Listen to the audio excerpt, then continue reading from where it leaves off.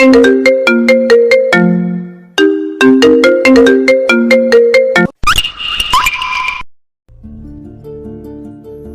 প্রায় 5 বছর পর বাড়িতে যাচ্ছি, আর এই 5টা বছর না আমার পরিবারের কেউ আমার সাথে দেখা করেছে বা যোগাযোগ করেছে, আর না আমি।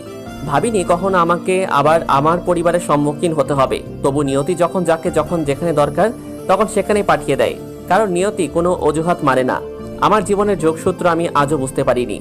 যাকে ভালোবেসেছি সেই ছেড়ে দিয়েছে, যার হাত ধরেছি কিছু রাস্তা চলার পর সেও হাত ছেড়ে দিয়েছে। কষ্ট পেতে পেতে আজ আমি শেষ হয়ে গেছি। ভালোবাসার বদলে পেয়েছি ধোঁকা। কষ্ট পেয়ে যাকে আঁকড়ে ধরতে চেয়েছি সেই আরো বেশি কষ্ট দিয়েছে। অতীতের অনেক প্রশ্নের উত্তর আজও পাইনি। আমার প্রশ্ন শুধু একটাই, কেন আমার সাথে এমন হলো? বাসের হর্ন শুনে বাস্তবে ফিরলাম। বাস এসে পড়েছে। 5 মিনিট পর বাস ছাড়বে। বাস আসার পর আমি আমার নির্ধারিত আসনে বসে পড়ি। ঠিক তখনই একটা বোরকা পরা মেয়ে আমাকে এসে বলতে লাগলো, এই যে একটু সরে যাবেন, আমি আমার সিটে বসতাম। মেয়েটার কণ্ঠ শুনে মনে হলো আমার চেনা, যার জন্য আজ সব থেকেও নেই। আজও তার উত্তর পেলাম না। আমার দোষটা কি ছিল? হ্যালো, সিটটা আমার। আমি কিছু না বলে সিট থেকে উঠে তাকে তার সিটে বসার জন্য জায়গা দিলাম। বাসে ওঠার কিছুক্ষণ পর বাস ছেড়ে দেয়, আর আমি কানে হেডফোন লাগিয়ে ফেলে আসা দিনগুলোর কথা ভাবতে লাগলাম। কতই না আনন্দের ছিল শৈশবের দিনগুলি, কিশোর। কিন্তু যৌবনের বয়সটা যে আবেগের আর কষ্টের হবে তা বুঝতে পারিনি। আপনারা হয়তো কিছুই বুঝতে পারছেন না। তাহলে চলুন ঘুরে আসি আমার ফ্ল্যাশব্যাক থেকে। আমার নাম হলো সানি, মা বাবার একমাত্র ছেলে। তবে এটা ভাববেন না আমি তাদের একমাত্র সন্তান। যদি তা ভাবেন তাহলে ভুল করবেন, কারণ আমার একটা আদরের ছোট বোন আছে, ওর নাম রিয়া। এই ভাইয়া, এই ভাইয়া উঠ না, দেখ কত বেলা হয়ে গেছে।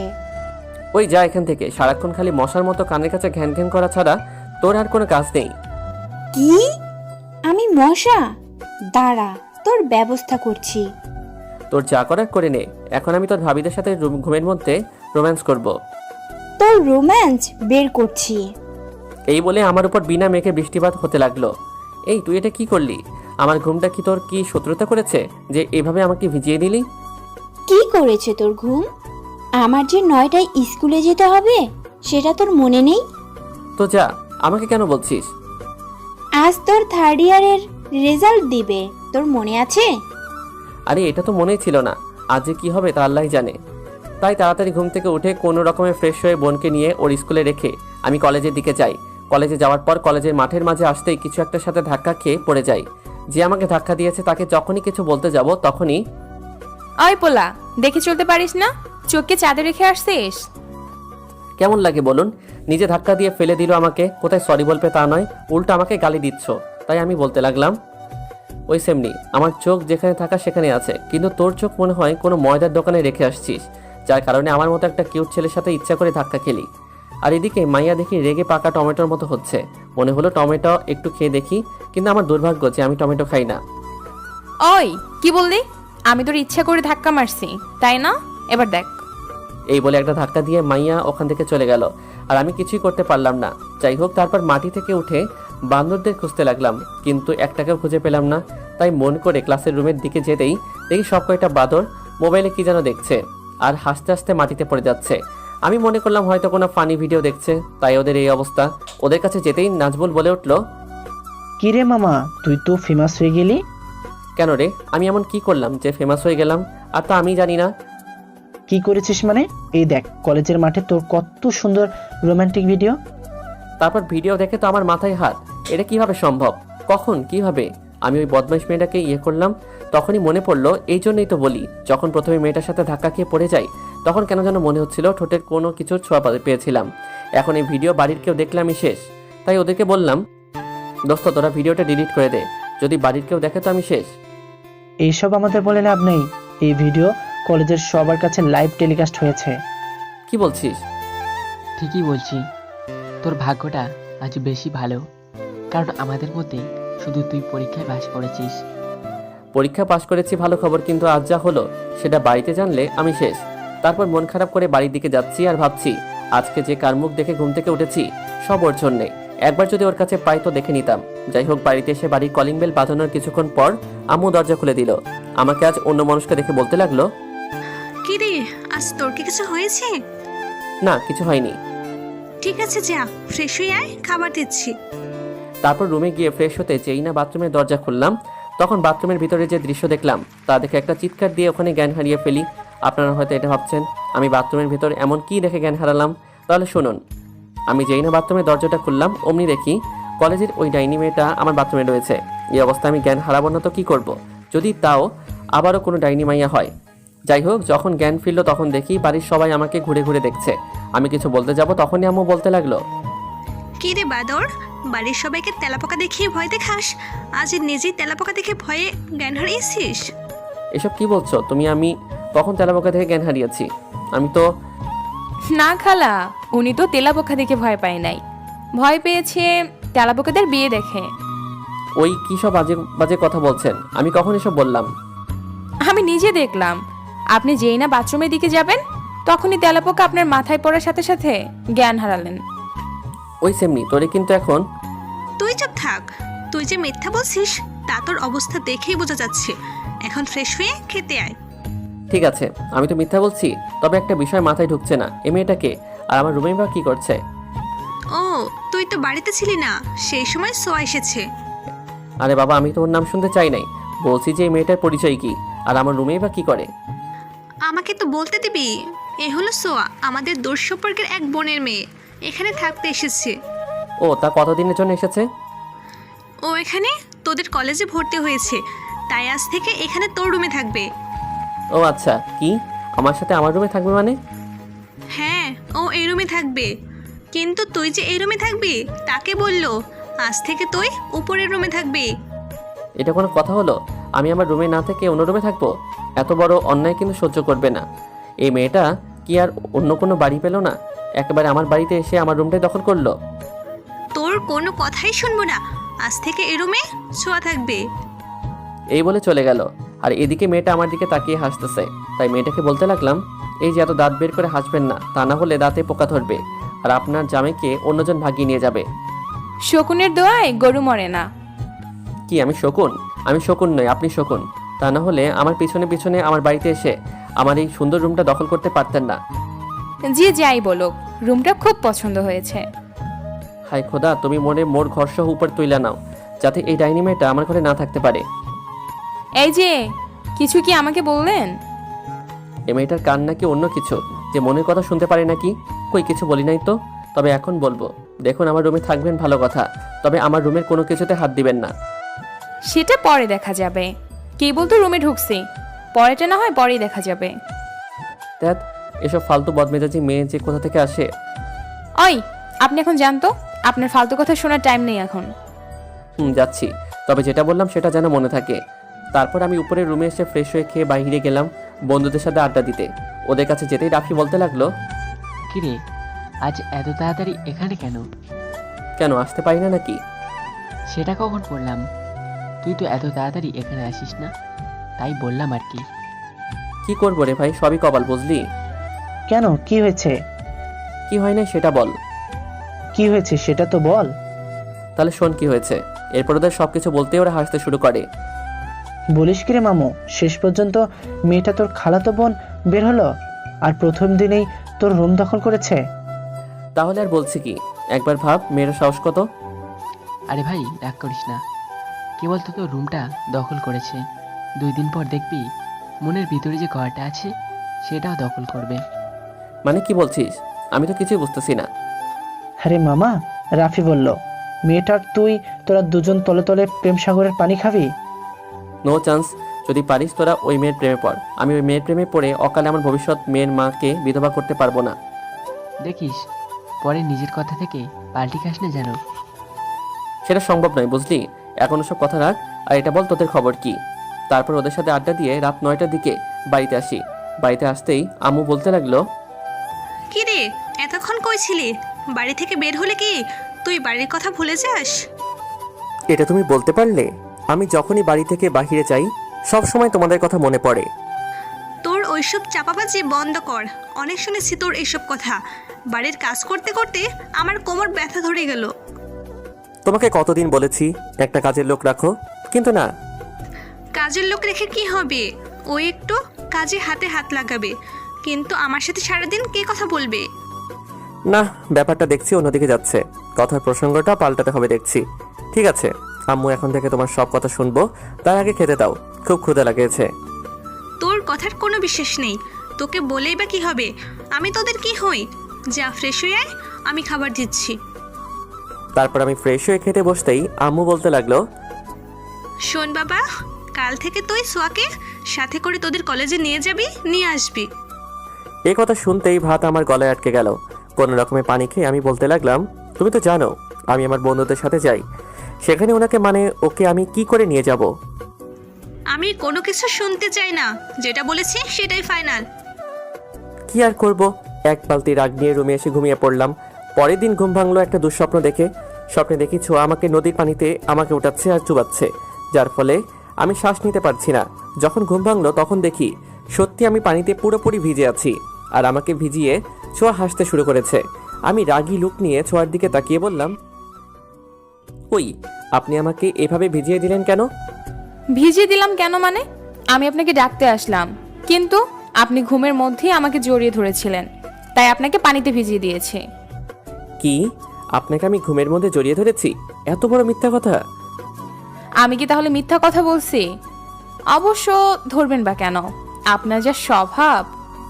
ওই আপনাকে কে আমাকে ঘুম থেকে তুলতে বলেছে? যত সব ফালতু মেয়ে কোথাকার, সাত সকালে আমার ঘুমটা ভেঙে দিল। জান তো এখান থেকে। ওই মিয়া, আপনার তো সাহস কম না, আমাকে জান বলে ডাকছেন? আরে খালাম্মা, আমি আপনারে চলে যেতে বললাম, আর আপনি তার উল্টোটা ভাবছেন। ঠিক আছে ঠিক আছে, তাড়াতাড়ি আসুন, আমাকে আবার কলেজ যেতে হবে। এই বলে ছোঁয়া চলে যায়। তারপর আমি বাথরুমে গিয়ে ফ্রেশ হয়ে এসে দেখি বিছানার উপর আমার একটা প্রিয় টি শার্ট রাখা। এটা পুরনো কারো কথা মনে করিয়ে দিল, কিন্তু এটা এখানে রাখলো কে? এতদিন তো কেউ আমার জন্য কোনো কাপড় এভাবে রাখতো না। যাই হোক, টি শার্টটা আমি আলমারিতে তুলে রাখি আর অন্য একটা টি শার্ট পরে নিচে আসি। তারপর খাবার খেয়ে রিয়া আর ছোঁয়াকে নিয়ে কলেজের দিকে রওনা হই। বোনকে ওর স্কুলে রেখে আমি আর ছোঁয়া একসাথে কলেজে যাই। কলেজে আমাকে আর ছোঁয়াকে একসাথে দেখে বান্দরগুলো আমাকে পচাতে লাগলো। তারপর থেকে ছোঁয়া আর আমি প্রতিদিন একসাথে কলেজে যাই আর আসি, যার ফলে আমার আর ছোঁয়ার মধ্যে খুব ভালো বন্ধুত্ব হয়। বয়ফ্রেন্ড যদি কোনো ভুল করে তাহলে গার্লফ্রেন্ড যেমন শাসন করে, ঠিক তেমনি ছোঁয়াও আমাকে তেমন শাসন করত। যদি কোনো মেয়ের সাথে আমাকে দেখে তো হয়ে গেল। আমাদের এমন ব্যবহার দেখলে যে কেউ মনে করবে আমরা একে অপরকে ভালোবাসি, কিন্তু আমরা দুজন তো এটা জানি যে আমরা শুধু খুব ভালো ফ্রেন্ড। একদিন ছোঁয়া আর আমি কলেজ থেকে বাড়িতে যাচ্ছিলাম, তখনই কে যেন আমার নাম ধরে ডাকছে। কে ডাকছে তা দেখার জন্য পিছনে ঘুরতেই দেখি আমার স্কুল লাইফের ফ্রেন্ড মিম আমার সামনে আসলো। ওকে কিছু বলতে যাব, তখনই ও বলতে লাগলো, কি রে, তুই কি বয়রা হয়েছিস? সেই কখন থেকে ডেকেই চলছি। সরি দোস্ত, রাগ করিস না, আমি বুঝতে পারি নাই যে তুই আমাকে ডাকছিস। তা শুনতে পাবি কিভাবে? পাশে এত সুন্দর একটা মেয়ে থাকলে যে কেউ বয়রা কেন, অন্ধও হতে পারে। ওই হারামি, চুপ করবি? একে তো অনেক বছর পর দেখা হলো, কোথায় একটু মিষ্টি মিষ্টি কথা বলবি, তা নয় রাগ দেখাচ্ছে। ওই, আমি রাগ দেখাচ্ছি নাকি? না না, রাগলে তোকে আমার বউ বউ লাগে, তুই রাগাতেই পারিস। শালা হারামি, আমি তোর বউ লাগি, দেখ এবার তোর কি হাল করি। এই বলে আমাকে মারতে শুরু করলো। আর এদিকে আমি ছোঁয়ার দিকে তাকিয়ে দেখি রাগে ওর চোখ লাল হয়ে আছে। পরিস্থিতি সামলে নিতে আমি মিমের কাছে হার মেনে নেই। উফ লাগছে দোস্ত, আর মারিস না। যদি আমাকে মারিস তাহলে আমি আর আমার ভবিষ্যৎ বউকে দেখতে পারবো না। যা, তোকে আজকের মতো ছেড়ে দিলাম, এবার বল কেমন আছিস? এতক্ষণ মেরে যা অবস্থা করলি, এতে কেউ ভালো থাকতে পারে নাকি? ও তাই, আমার মারের কারণে ভালো যখন নেই তখন তোকে আবার ভালো করব। আয়। এই বলে মিম আমার দিকে আসতে লাগলো। কিরে, তুই আমার দিকে তোর ওই গন্ডি লোক নিয়ে আসছিস কেন? একটা কথা তো জানিস, বিষ দ্বারাই বিষকে নষ্ট করতে হয়, তাই। থাক, আমি বুঝতে পারছি তুই কি করতে যাচ্ছিস। আমি তো এমনিতেই মজা করে বললাম। আর হ্যাঁ, আমি খুব ভালো আছি। আর আমিও তোর সাথে মজা করলাম। তা এখন তুই কোন ইয়ারে পড়ছিস? অনার্স লাস্ট ইয়ারে পড়ছি। তা হঠাৎ এখানে যে তুই? আমি তো শুনেছিলাম তুই দেশের বাইরে গেছিলি। হ্যাঁ, তা গেছিলাম, কাল রাতেই দেশে ফিরেছি। ও, খুব ভালো করেছিস। তবে একটা কথা, তোকে দেখে কেউ মনে করবে না তুই বিদেশে ছিলি। কেন? আমি বিদেশে ছিলাম, তা কেন মনে করবো না? না মানে তুই আগেও যেমন ছিলি আর এখনো তেমন। দেখ, বিদেশে পড়ছি বলে কি নিজের দেশের ঐতিহ্যকে ভুলে যাব আর ওদের দেশের ঐতিহ্যকে নিজের করে নেব কেন? আচ্ছা, তোর ভাষণ বন্ধ কর। তারপর মিমের সাথে আরও একটা অনেক কথা বলে বাড়িতে চলে আসি। কিন্তু আসার পথে ছোঁয়া আজকে একটা কথা বলে নাই। বাড়িতে আসার পরেও আমার সাথে কোনো কথা বলে নাই। ও আমার সাথে কথা বলছে না দেখে ভাবলাম হয়তো কোনো কারণে আমার উপর রাগ করেছে, তাই হয়তো আমার সাথে কথা বলছে না। ভাবলাম এখন ওর সাথে কিভাবে কথা বলি, অনেক ভেবেও কোনো বুদ্ধি মাথায় এলো না। তাই ভাবলাম যখন রাতে ছোঁয়া ছাদে যাবে তখন ওর সাথে কথা বলবো। রাতে খাবার খাওয়ার পর আমি ছাদে চলে যাই। ছাদে দাঁড়িয়ে আছি আর একজনের কথা খুব মনে পড়ছে। সে যদি থাকতো তাহলে কতই না ভালো হতো, কিন্তু সে আমার সাথে বিশ্বাসঘাতকতা করেছে। আমি যে আজও তাকে ভুলতে পারিনি। এই সব ভাবতে ভাবতে চোখের কোণায় পানি চলে এলো। অনেকক্ষণ ছাদে দাঁড়িয়ে আছি কিন্তু ছোঁয়া আসছে না। যখন চলে যাব ঠিক তখনই দেখি ছোঁয়া ছাদে আসছে, আর ওর চোখ দুটো এখনো খুব লাল হয়ে আছে, যা দেখে মনে হচ্ছে ও হয়তো অনেক কেঁদেছে, কিন্তু এটা বুঝলাম না ও কী জন্য কাঁদছে। যাই হোক, ছোঁয়া যখন আমাকে ছাদে দেখলো তখনই চলে যেতে ধরলো, আর আমিও অমনি ওর একটা হাত টেনে ধরি। এতে ছোঁয়া রেগে যায়। কি ব্যাপার, আপনি আমার হাত ধরছেন কোন সাহসে? তুমি আমাকে আপনি করে কেন বলছো? আর তোমার হাত কি আমি ধরতে পারি না? সেটা আপনাকে বলতে বাধ্য নই। আমি কাকে কি ডাকবো। আর একটা কথা মনে রাখবেন, এভাবে বিনা অনুমতিতে আমার হাত ধরার সাহস দেখাবেন না। আমি ওর কথা শুনে মনে খুব কষ্ট পাই। আগে যখন ওর হাত ধরেছি ও কিছুই বলে নাই। মনে কষ্ট চাপা রেখে ওকে বললাম, তোমাকে সরি, আপনাকে একটা কথা বলতে পারি কি? যা বলার তাড়াতাড়ি বলেন, আমি ঘুমাতে যাব। ও আপনার আজকে খুব ঘুম পাচ্ছে? তবে চিন্তা করবেন না, একটা কথাই জানতে চাই, আজকে কলেজ থেকে ফেরার পর থেকে আপনার এমন কি হয়েছে যে আপনি আমার সাথে ভালোভাবে কথা বলছেন না? তোর সাথে কিসের ভালোভাবে কথা বলতে হবে? হ্যাঁ, যা না তোর সুন্দরী বান্ধবীর কাছে, যার সাথে মিষ্টি মিষ্টি কথা বলতে পারবি, তাদের গায়ে হাত দিতে পারবি। ছোঁয়া এসব কি বলছো? ও আমার ফ্রেন্ড, আর ফ্রেন্ডের সাথে কি কথা বলতে পারবো না নাকি? কেন কেন তুই অন্য মেয়ের সাথে কথা বলবি? জানিস তুই যখন অন্য মেয়ের সাথে কথা বলিস আমার কতটা খারাপ লাগে। এমন মনে হয় আমি আমার সবচাইতে দামি জিনিসটাকে হারিয়ে ফেলছি। মানে কি এসব কথার? আমি তো কিছুই বুঝতে পারছি না। তোকে কিভাবে বোঝাবো আমি তোকে ভালোবাসি? আমি ওর কথা শুনে স্তব্ধ হয়ে গেলাম। কি বলছে এসব? আমি আর কোনো মায়ায় জড়াতে চাই না আর কারো ছলনার শিকার হতে। আমি নিজেকে সামলে নিয়ে বললাম, দেখো ছোঁয়া, তুমি এখনো অনেক ছোট, আর তুমি যাকে ভালোবাসো বলছো সেটা ভালোবাসা না, এটা ক্ষণিকের মোহ, যেটা একসময় কেটে যাবে। একসময় মনে হবে আমি তোমার জীবনে ভুল। আমি আর কোনো মা। তুমি কি বলতে চাচ্ছিলে? কিসের মা? বাদ দাও ওইসব। তুমি জীবনে আমার চেয়ে ভালো ছেলে পাবে। আমার তোমার চেয়ে ভালো ছেলের দরকার নাই। তোমার কি দরকার? আমার শুধু তোকে দরকার, আর তা যে কোনো মূল্যেই হোক না কেন। হয়তো তুমি আমার কথা বুঝতে পারো নাই, নয়তো আমি তোমাকে বোঝাতে পারি নাই। কেন বুঝতে পারছো না? তোমাকে আমি ভালোবাসতে পারবো না। কেন ভালোবাসতে পারবে না? কি নেই আমার মধ্যে? নাকি তুমি ওই মেয়েটাকে পছন্দ করো? দেখো, ও শুধু আমার ফ্রেন্ড, আর শেষ একটা কথা, ভালোবাসতে গেলে একটা সুন্দর মন থাকতে হয়, যা আমার হয়তো নেই। ভালো থেকো, আসি। ও আরেকটা কথা, আমার বলা কথাগুলো একটু ভেবে দেখো। এই বলে যখন চলে আসবো তখনই ছোঁয়া বলে উঠল, এটাই যদি তোমার শেষ কথা হয় তাহলে আমার একটা কথা শুনে রাখো। এই জীবনে আমি যদি তোমাকে না পাই তাহলে আমি কি করব সেটা তুমি ভাবতেও পারবে না। আমি ওর কথা শুনে থেমে গেলাম। কি বলতে বা করতে চাচ্ছ ও? তুমি ঠিক কি বলতে চাচ্ছ? বলতে চাচ্ছি না, করতে যাচ্ছি। এই বলে ছোঁয়া ছাদের পিলারের উপর দাঁড়িয়েই যেই লাফ দিতে যাবে আমি দৌড়ে গিয়ে ওকে নিচে নামিয়ে আনি। তুমি পাগল হয়ে গেছো নাকি? হ্যাঁ, আমি পাগল হয়ে গেছি। যদি রাজি না হও তো। ঠিক আছে, তোমাকে কিছু করতে হবে না। আমাকে আজকে রাতটা আমাকে ভাবতে দাও। ঠিক আছে, আজকে রাতে কেন? দরকার হলে যত ইচ্ছা তত সময় নাও, কিন্তু উত্তর হ্যাঁ ছাড়া অন্য কিছু যেন না হয়। তারপর আমি ওখান থেকে নিজের রুমে এসে ভাবতে লাগলাম কি করা যায়। আবার কেন এক নতুন মায়ায় আমি জড়াতে যাচ্ছি? এই মায়া আমাকে শুধু কষ্ট দেয়, তাই আর কোনো মায়ায় জড়াবো না। অনেক ভেবে একটাই উপায় পেলাম, ওকে ওর পাগলামো থেকে বের করে আনতে ছোঁয়ার প্রস্তাবে রাজি হতে হবে। আর ততক্ষণ পর্যন্ত ভালোবাসার নাটক করতে হবে, যতক্ষণ না ছোঁয়া ওর মোহ থেকে বের হয়ে আসছে। পরের দিন আমি ঘুম থেকে উঠে ফ্রেশ হয়ে খাবার টেবিলে গিয়ে দেখি ছোঁয়া আর রিয়া খেতে বসেছে, তবে কেউ কোনো কথা বলছে না। কিরে বড়ি, কি খাচ্ছিস? দেখতেই তো পাচ্ছিস আমরা কি খাচ্ছি। তা তো দেখতেই পাচ্ছি, এমনিতেই শুনতে চাইলাম। আর তুই রাগ দেখাচ্ছিস? এখানে কে কার উপর রাগ দেখাচ্ছে? কেউ না আম্মু। তা আজকে আব্বুকে দেখছি না তো খাবার টেবিলে। তোর আব্বু আজকে একটু তাড়াতাড়ি অফিসে চলে গেছে। ও ঠিক আছে, আমাকে খেতে দাও, খুব খিদে লেগেছে। ঠিক আছে, বসে পড়, আমি খাবার দিচ্ছি। তারপর খাবার খেয়ে ওদের দুজনকে নিয়ে বের হলাম, কিন্তু আজকে কেউ কোনো কথা বলছে না। অন্যদিন হলে ওদের দুজনের কথা শুনতে শুনতে কান ব্যথা করতে শুরু করতো। তাই আজকে আমি ওদের বললাম, কি রে তোরা আজকে দুজনের মুখে কি তালা মেরে রেখেছিস? কই না তো, তোর কেন এমন মনে হলো? এমনি বললাম আর কি, অন্যদিন তো তোদের থামানো যেত না। কিছু না, এমনিতেই। ও আচ্ছা। তারপর বোনকে ওর স্কুলে দিয়ে আমি আর ছোঁয়া একসাথে হেঁটে কলেজের দিকে যাচ্ছি। তখনই ছোঁয়া বলে উঠল, তা কি সিদ্ধান্ত নিলে তুমি? অনেক ভেবে দেখলাম তোমার প্রস্তাবে রাজি হয়ে যাই, তবে আমি তোমাকে একটা কথা বলি। তুমি আমার কথায় রাজি আছো, এটাই অনেক আমার কাছে। কি জানতে চাও বলো। কখনো আমাকে ছেড়ে যাবে না তো? যতদিন বেঁচে থাকবো আমি শুধু তোমারই থাকবো।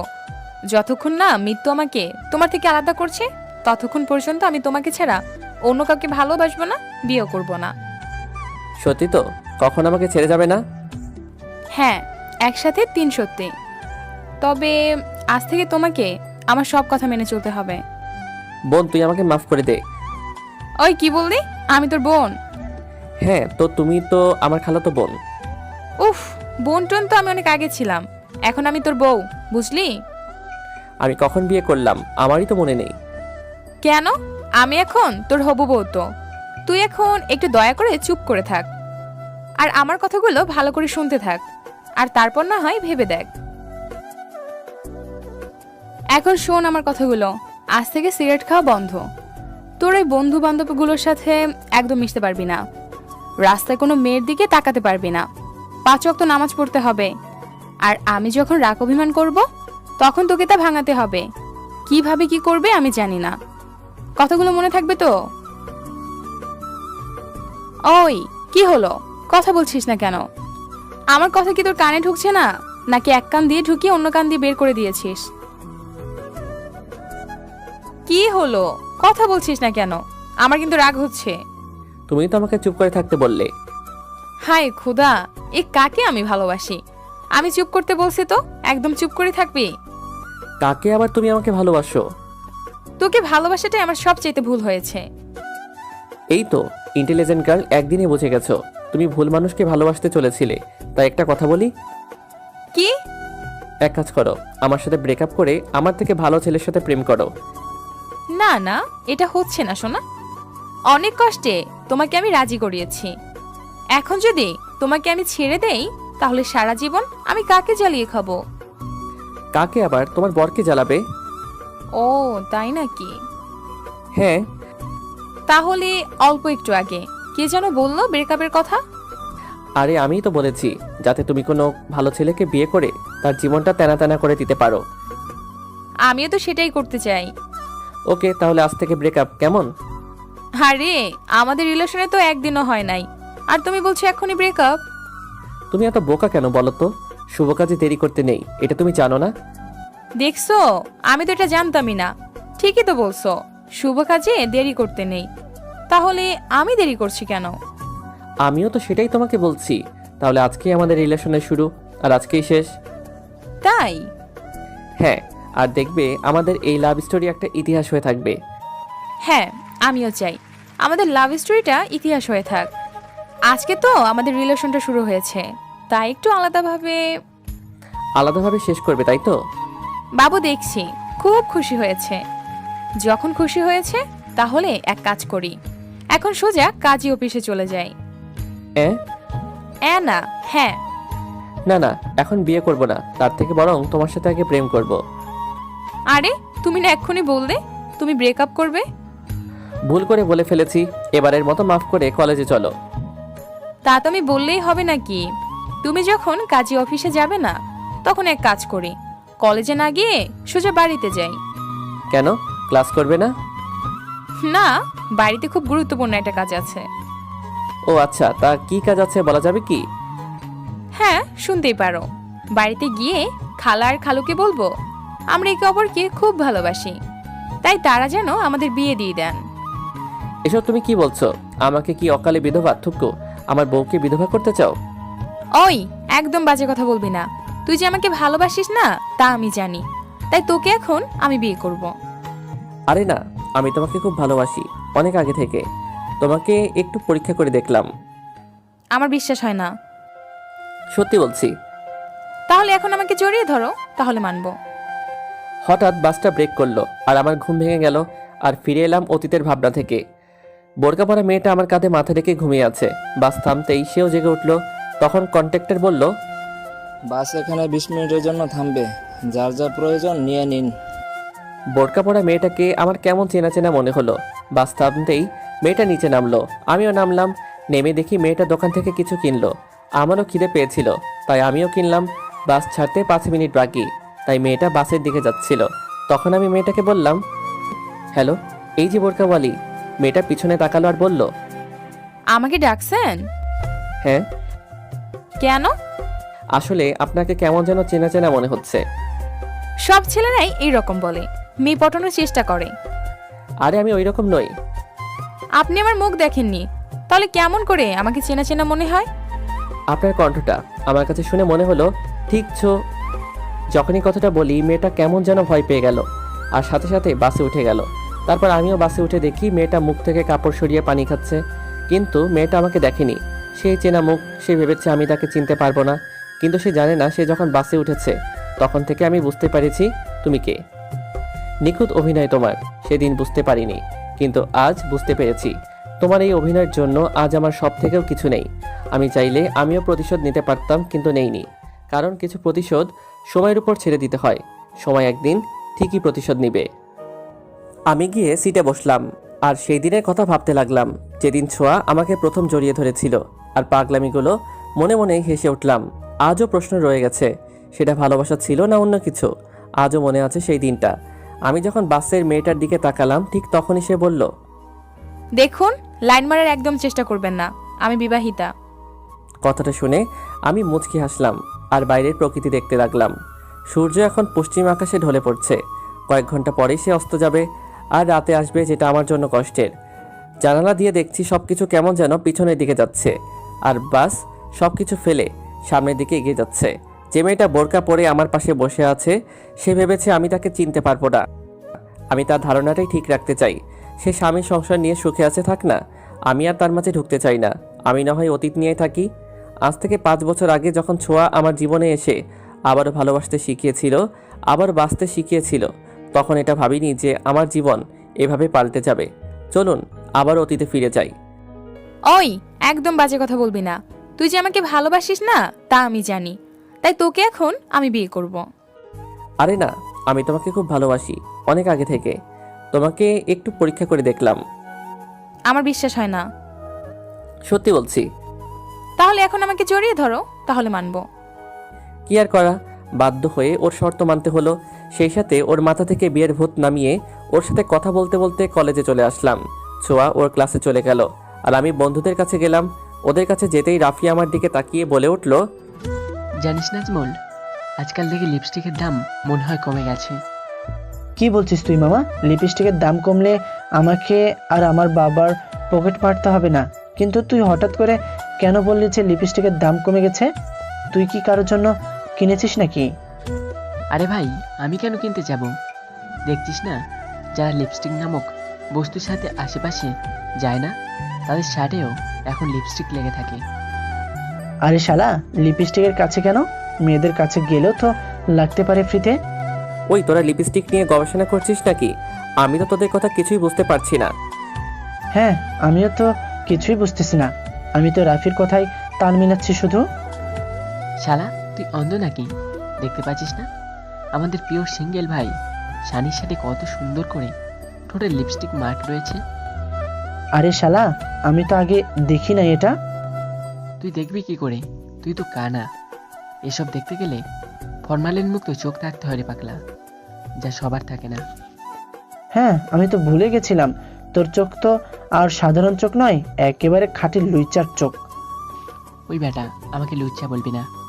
আমার মতো একটা ভালো ছেলে আমাদের কলেজে কেন, এ দেশেও আর একটা খুঁজে পাবি না।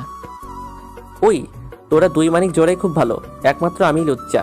তাও একটু চুপ করে থাক না ভাই, আর আমাকে একটু ভাবতে দে, এ দাগ কোথায় থেকে লাগলো। খুব সহজেই আমি বলে দিতে পারি কোথায় থেকে লেগেছে। ও তাই নাকি? তাহলে বলে দে দেখি কোথায় থেকে আর কিভাবে লেগেছে। কিভাবে আবার? ছোঁয়া ভাবির কাছ থেকেই লেগেছে।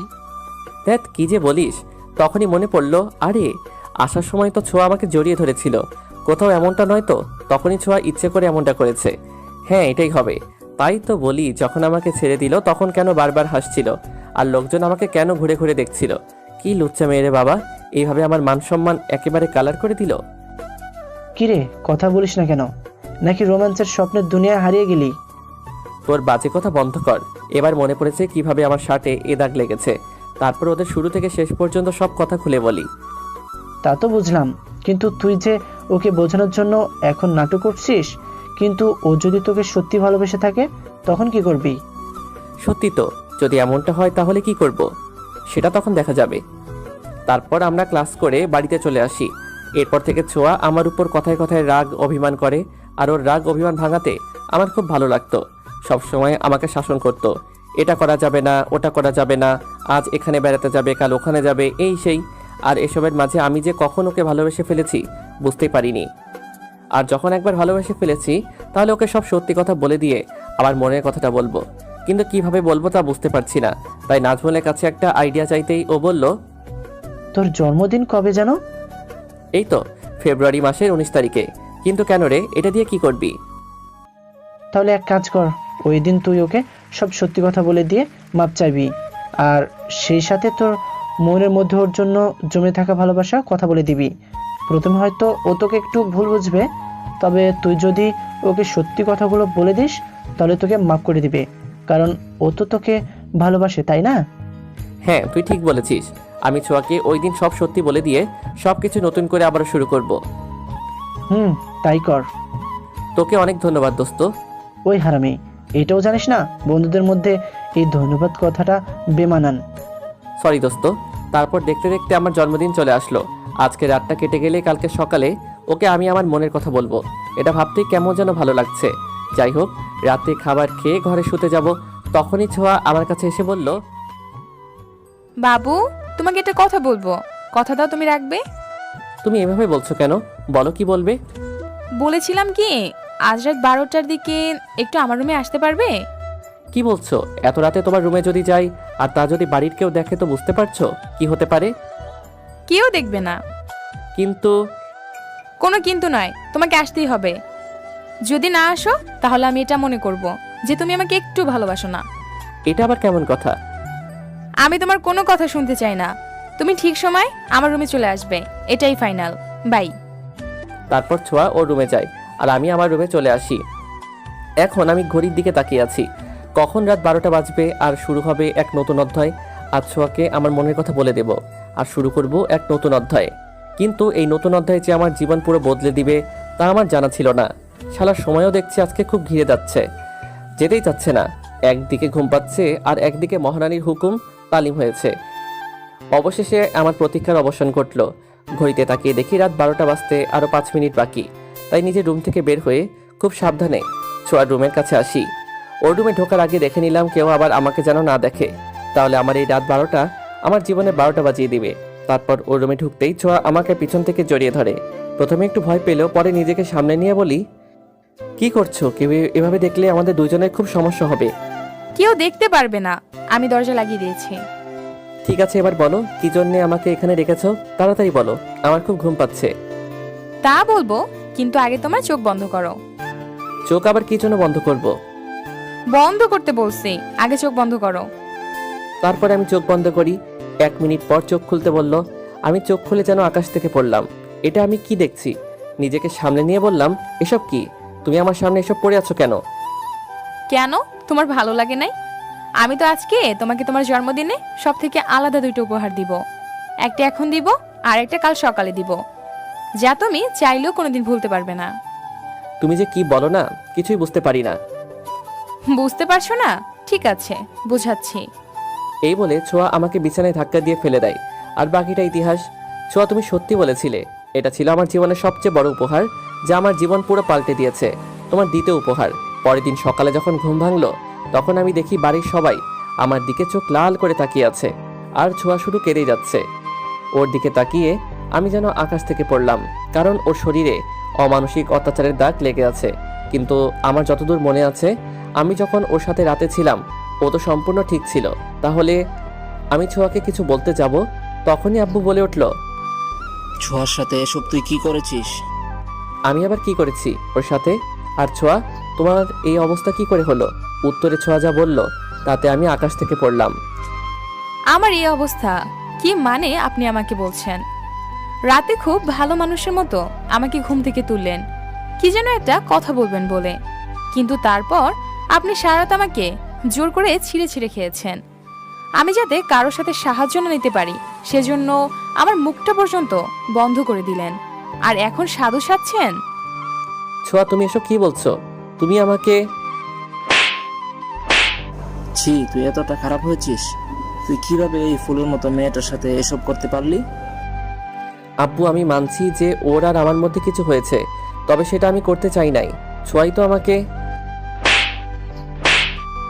দেখছিস আপা, তোর এই চরিত্রহীন ছেলে আমার মেয়ের সাথে এসব করে এখন আমার মেয়ের নামে বাজে কথা বলছে। তুই একটু চুপ কর, আমি তো আছি। চুপ করে থেকে কি হবে? আমার মেয়েটার সাথে যা হয়েছে তা কি ঠিক হয়ে যাবে? এখন কোনো ভালো পরিবারে আমি আমার মেয়েকে বিয়ে দিতে পারবো না, বা ওকে কেউ বিয়ে করবে না। তোর মেয়ের বিয়ে হবে, আর তা আজকেই। সানি যখন দোষ করেছে, এখন সোয়াকে বিয়ে করতে হবে আর আজীবন ওর সাথে সংসার করবে। তোমরা আমাকে ওর সাথে বিয়ে দিয়ে দাও, কিন্তু আমি ওর সাথে এক ছাদের নিচে থাকতে পারবো না, কারণ ও শুধু আমার জীবন নয়, আরো অনেক মেয়ের জীবন নষ্ট করেছে। এরকম ছেলের সাথে আমি এক বাড়িতে থাকতে পারবো না। এসব তুমি কি বলছো ছোঁয়া? আমি সত্যি কথা বলছি, আর আমি এর প্রমাণ দিতে পারবো। এই দেখেন এই ছবিগুলো। আমি ছবিগুলো দেখে যেন বোবা হয়ে গেলাম, কি বলবো বুঝতেই পারছি না। এগুলো কি? এতগুলো মেয়ের জীবন তুই নষ্ট করেছিস? তুমি বিশ্বাস করো আব্বু, আমি ছবির এই মেয়েগুলোকে চিনি না, আমাকে ফাঁসানো হচ্ছে। কেউ আপনাকে ফাঁসাচ্ছে না। আমি চাইলে ওদেরকে এই বাড়িতেও নিয়ে আসতে পারবো। থাক, কাউকে ডাকতে হবে না, আগে বিয়েটা দেই, তারপর বাকি বিচার হবে। তারপর বাড়িতে কাজী ডেকে আমাদের বিয়ে দেওয়া হয়। কাজী চলে যাওয়ার পর আব্বু বলল, তোর রুমে তোর যা যা আছে সবকিছু নিয়ে বাড়ি থেকে বের হয়ে যা। আব্বু, এসব তুমি কি বলছো? আমি বাড়ি থেকে বের হয়ে যাব মানে? হ্যাঁ, বাড়ি থেকে বের হয়ে যাবি, কারণ আমি তোর মুখ দেখতে চাই না। আরেকটা কথা মনে রাখ, ঠিক 6 মাস পর তুই বাড়িতে ডিভোর্স পেপার পাঠিয়ে দিবি। আম্মু, তুমি তো কিছু বলো। আব্বু এসব কি বলছে? আমার কোনো কথা বলার মুখ তুই দেখেছিস? এখনই তুই এই বাড়ি থেকে বের হয়ে যাবি। যদি ভুল করে তুই আমাদেরকে তোর এই পাপিষ্ট মুখ দেখাস, তাহলে তুই আমার মরা মুখ দেখবি। আর তোর আব্বু তোকে ডিভোর্স দিতে যে সময় দিয়েছে, তা পাঠানোর একদিনও যেন দেরি না হয়। আম্মুর কথা শেষ হওয়ার আগে ছোঁয়া বলতে লাগলো, না খালা, ওনাকে আমি ডিভোর্স দিতে পারবো না। এসব তুই কি বলছিস?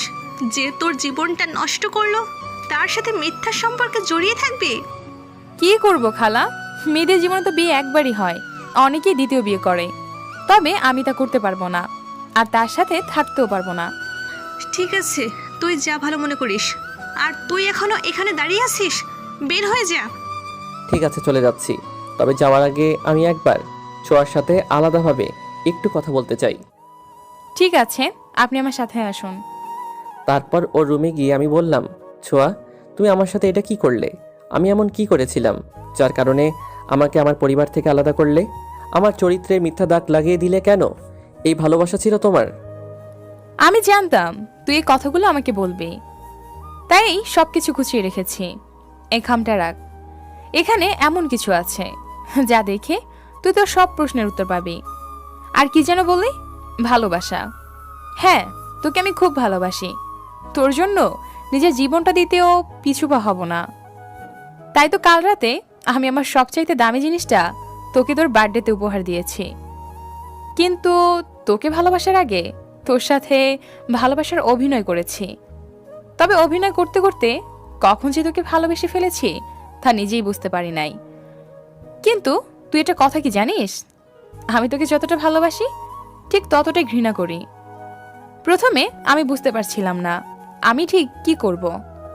একদিকে ছিল ভালোবাসা আর অন্যদিকে ছিল প্রতিশোধ। অনেক ভেবে আজকে যা করলাম, অনেক ভেবে চিন্তেই করেছি, কারণ তোকে বলেছিলাম তোকে ছাড়া আর কাউকে বিয়ে করব না। আর অন্যদিকে একজনকে কথাও দিয়েছিলাম, তোকে এমন শাস্তি দেব যাতে তুই যতদিন বেঁচে থাকবি ততদিন তুই যেন মৃত্যু যন্ত্রণা পাস। আর এ কথাও আমি রেখেছি, কারণ তুই তোর মাকে খুব ভালোবাসিস, তুই তাকে ছাড়া কিছুই ভাবতে পারিস না। আর একটা কথা কি, তুই এখন বুঝতে পারবি, এমন কেউ পরিবারের কাছে মিথ্যা দোষে দোষারোপী হয় তখন সে কতটা অসহায় হয়। তুমি এসব কি বলছো? আমি কিছুই বুঝতে পারছি না। ওই যে বললাম, তোর সব প্রশ্নের উত্তর এতেই পাবি। আর যা কিছু বলার থাকে তো বলতে পারিস, আর যদি না থাকে তাহলে আসতে পারিস।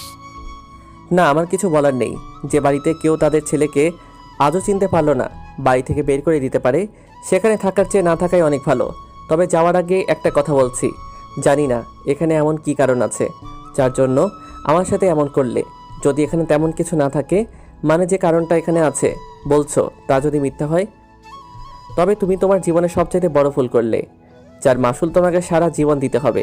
আসি, বেঁচে থাকলে হয়তো একদিন ঠিকই দেখা হবে। হঠাৎ কারো ডাকে ঘোর কাটলো, দেখি চলে এসেছি। বাস থেকে নামলাম, আর সাথে বোরকা পরা মেয়েটাও। সে চলে যেতে লাগলো আর আমি দেখতে লাগলাম। আজ নিজেকে প্রশ্ন করছি, মানুষ বড় অদ্ভুত, সে কথা দিয়ে খুব সহজে ভুলে যায়। ছোঁয়া, তুমি যতই নিজেকে আড়াল করার চেষ্টা করো না কেন, আমি ঠিক তোমাকে বুঝতে পেরেছি। তুমি হয়তো স্বামী সংসার নিয়ে অনেক সুখে আছো, আমাকে দেওয়া কথা হয়তো ভুলেই গেছো। আর মনে রাখবেই বা কেন, তুমি তো অভিনয় করেছিলে। তারপরেও দোয়া করি তুমি সুখে থাকো, আর আমি না হয় কষ্ট নিয়ে থেকে গেলাম। আজ 5 বছর পরে সেই চিরচেনা শহরে কতটা পাল্টে গেছে। এখানে লুকিয়ে আছে আমার ছেলেবেলা, বন্ধুদের সাথে কাটানো দিনগুলো, আমার জীবনের সুখের দিনগুলো, যা আজ সময়ের সাথে সাথে চাপা পড়ে গেছে। শহরটা ধরেছে নতুন রূপ, ঘটেছে নতুন মানুষের আগমন। চেনা শহরটা আজ অচেনা হয়ে গেছে, আর এই শহরে আধুনিকতার ছাপ পড়েছে। আমি হেঁটে চলেছি এই শহরের পথ ধরে। আজ নিয়তি আমাকে আবারও এইখানে নিয়ে এসেছে। আমি এইখানে অফিসের দেওয়া একটা বাড়িতে উঠব। অফিস থেকে দেওয়া বাড়ির সামনে দাঁড়িয়ে আছি। চারদিকে অন্ধকার নেমে এসেছে। একজন লোক আমার দিকে এগিয়ে আসছে। অন্ধকারের জন্য মুখটা দেখা যাচ্ছে না। লোকটা আমার পাশে এসে বলল, আপনি কি সানি? লোকটার কণ্ঠটা কেমন যেন চেনা চেনা মনে হলো। আমি বললাম, হ্যাঁ। আমি এখানকার কেয়ারটেকার। স্যার আপনার কথা বলেছিল, আসুন আমার সাথে। আমি লোকটার পিছে পিছে বাড়ির ভিতরে ঢুকে গেলাম। বাড়ির ভিতরে অন্ধকার ছিল, তাই লোকটা সমস্ত লাইট জ্বালিয়ে দিল। যখনই লোকটা আমার দিকে ঘুরেছে, সে চমকে গেছে, আর আমিও, কারণ লোকটা আমার বন্ধু রাফি। আমাকে দেখে জড়িয়ে ধরল। কোথায় ছিলিস এতদিন? জানিস তোকে কত খুঁজেছি, একবার আমাদের কথা মনে হয়নি? কথা বলছিস না কেন? আগে তোর কথাটা শেষ কর, তারপরে তো বলি। চল তোর বাড়ি চল। কার বাড়ি? তোর বাড়ি। আমার কোনো বাড়ি নেই, আর এটাই এখন থেকে আমার বাড়ি। তোর বাড়ি থাকতে তুই এইখানে থাকবি কেন? চল আমার সাথে, তোকে দেখে তোর বাড়ির লোক কত খুশি হবে জানিস। না আমার কেউ আছে, না আমার কোনো বাড়ি আছে। এখনো অভিমান করে আছিস? অভিমান তো কাছের মানুষের উপর করা যায়, আমি কার উপর অভিমান করে নেই। তুই অনেক বদলে গেছিস। সময় আর পরিস্থিতি সব কিছু বদলে দেয়। আর একটা কথা, আমি যে এখানে আছি কেউ যেন জানতে না পারে। তাহলে এইখানে কেন এসেছিস? অন্য কারোর জন্য। কে ছোঁয়া? না, পরে বলবো, এখন খিদে লেগেছে। আমার জন্য খাবারের ব্যবস্থা কর, আর কথাটা যেন মনে থাকে, কেউ যেন জানতে না পারে। আচ্ছা। তারপর রাফি চলে গেল খাবার আনতে, আর আমি ফ্রেশ হয়ে নিলাম।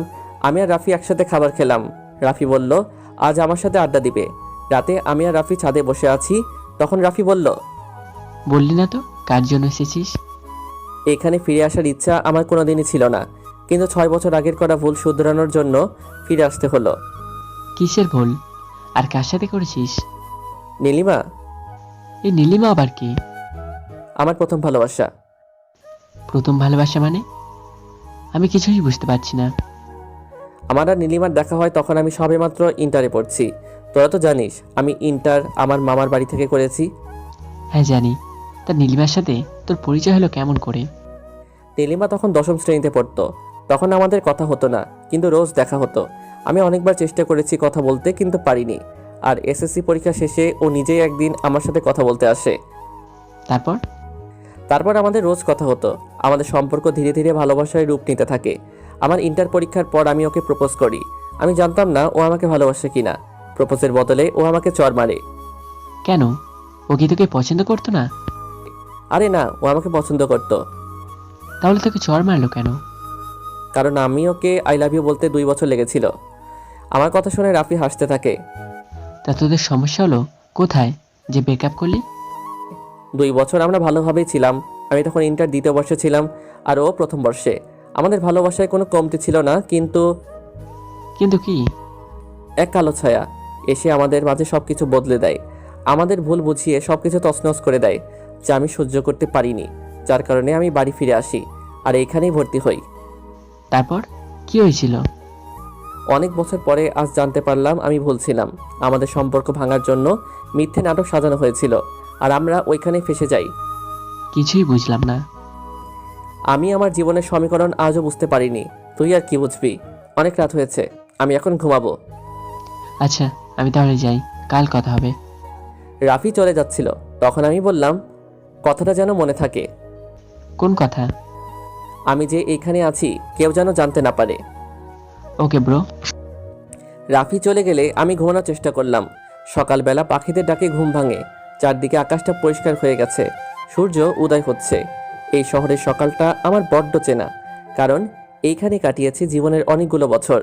আজ হয়তোবা শহরটা আমাকে ভুলে গেছে, কিন্তু আমি ভুলিনি। এই শহরে আবার ফিরে আসার কারণ দুইটা, একটা অফিসিয়ালি আর আরেকটা আমার ভুল শুধরানো। তাই ফ্রেশ হয়ে ঠিকানা নিয়ে বেরিয়ে গেলাম খুঁজতে, যার জন্য আবারও এই শহরে ফিরে আসা। আমার এই শহরটা চেনা, যার জন্য ঠিকানাতে পৌঁছাতে অসুবিধা হয়নি। কিন্তু ওই ঠিকানায় গিয়ে দেখি বাড়িতে কেউ নেই। বাড়ির দারোয়ানকে ওদের কথা জিজ্ঞাসা করতেই বলল, বাড়ির সবাই ছোট মেয়ে শ্বশুর বাড়িতে গিয়েছে তার ননদের বিয়েতে। আমি ওখান থেকে চলে আসি আর ফুটপাত দিয়ে হাঁটছি। তখনই কে যেন পেছন থেকে আমার নাম ধরে ডাক দিল। প্রথমে ভাবলাম হয়তো আমার মনের ভুল, আর আমি যে এখানে ফিরে এসেছি তা কেউ জানে না। তাই ওসবে মন না দিয়ে সামনের দিকে হেঁটে চলেছি। ওই সানি, দাঁড়া বলছি। ওই সানি, আমি নাজমুল, একটু দাঁড়া। আমি নাজমুল নামটা শুনেই পিছনে ঘুরে দেখি নাজমুল। সত্যি এই হারামিটা আমাকে চিনল কি করে? নাজমুল আমার সামনে এসে বলল, ওই হারামি, তুই এত স্বার্থপর কেন?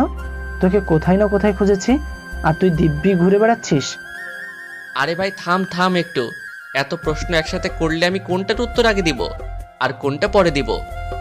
চুপ হারামি, একটা কথা বলবি না। আমাদেরকে ভুলে গেছিস তা তো বুঝতেই পারছি। ওই তোর মুখ বন্ধ কর।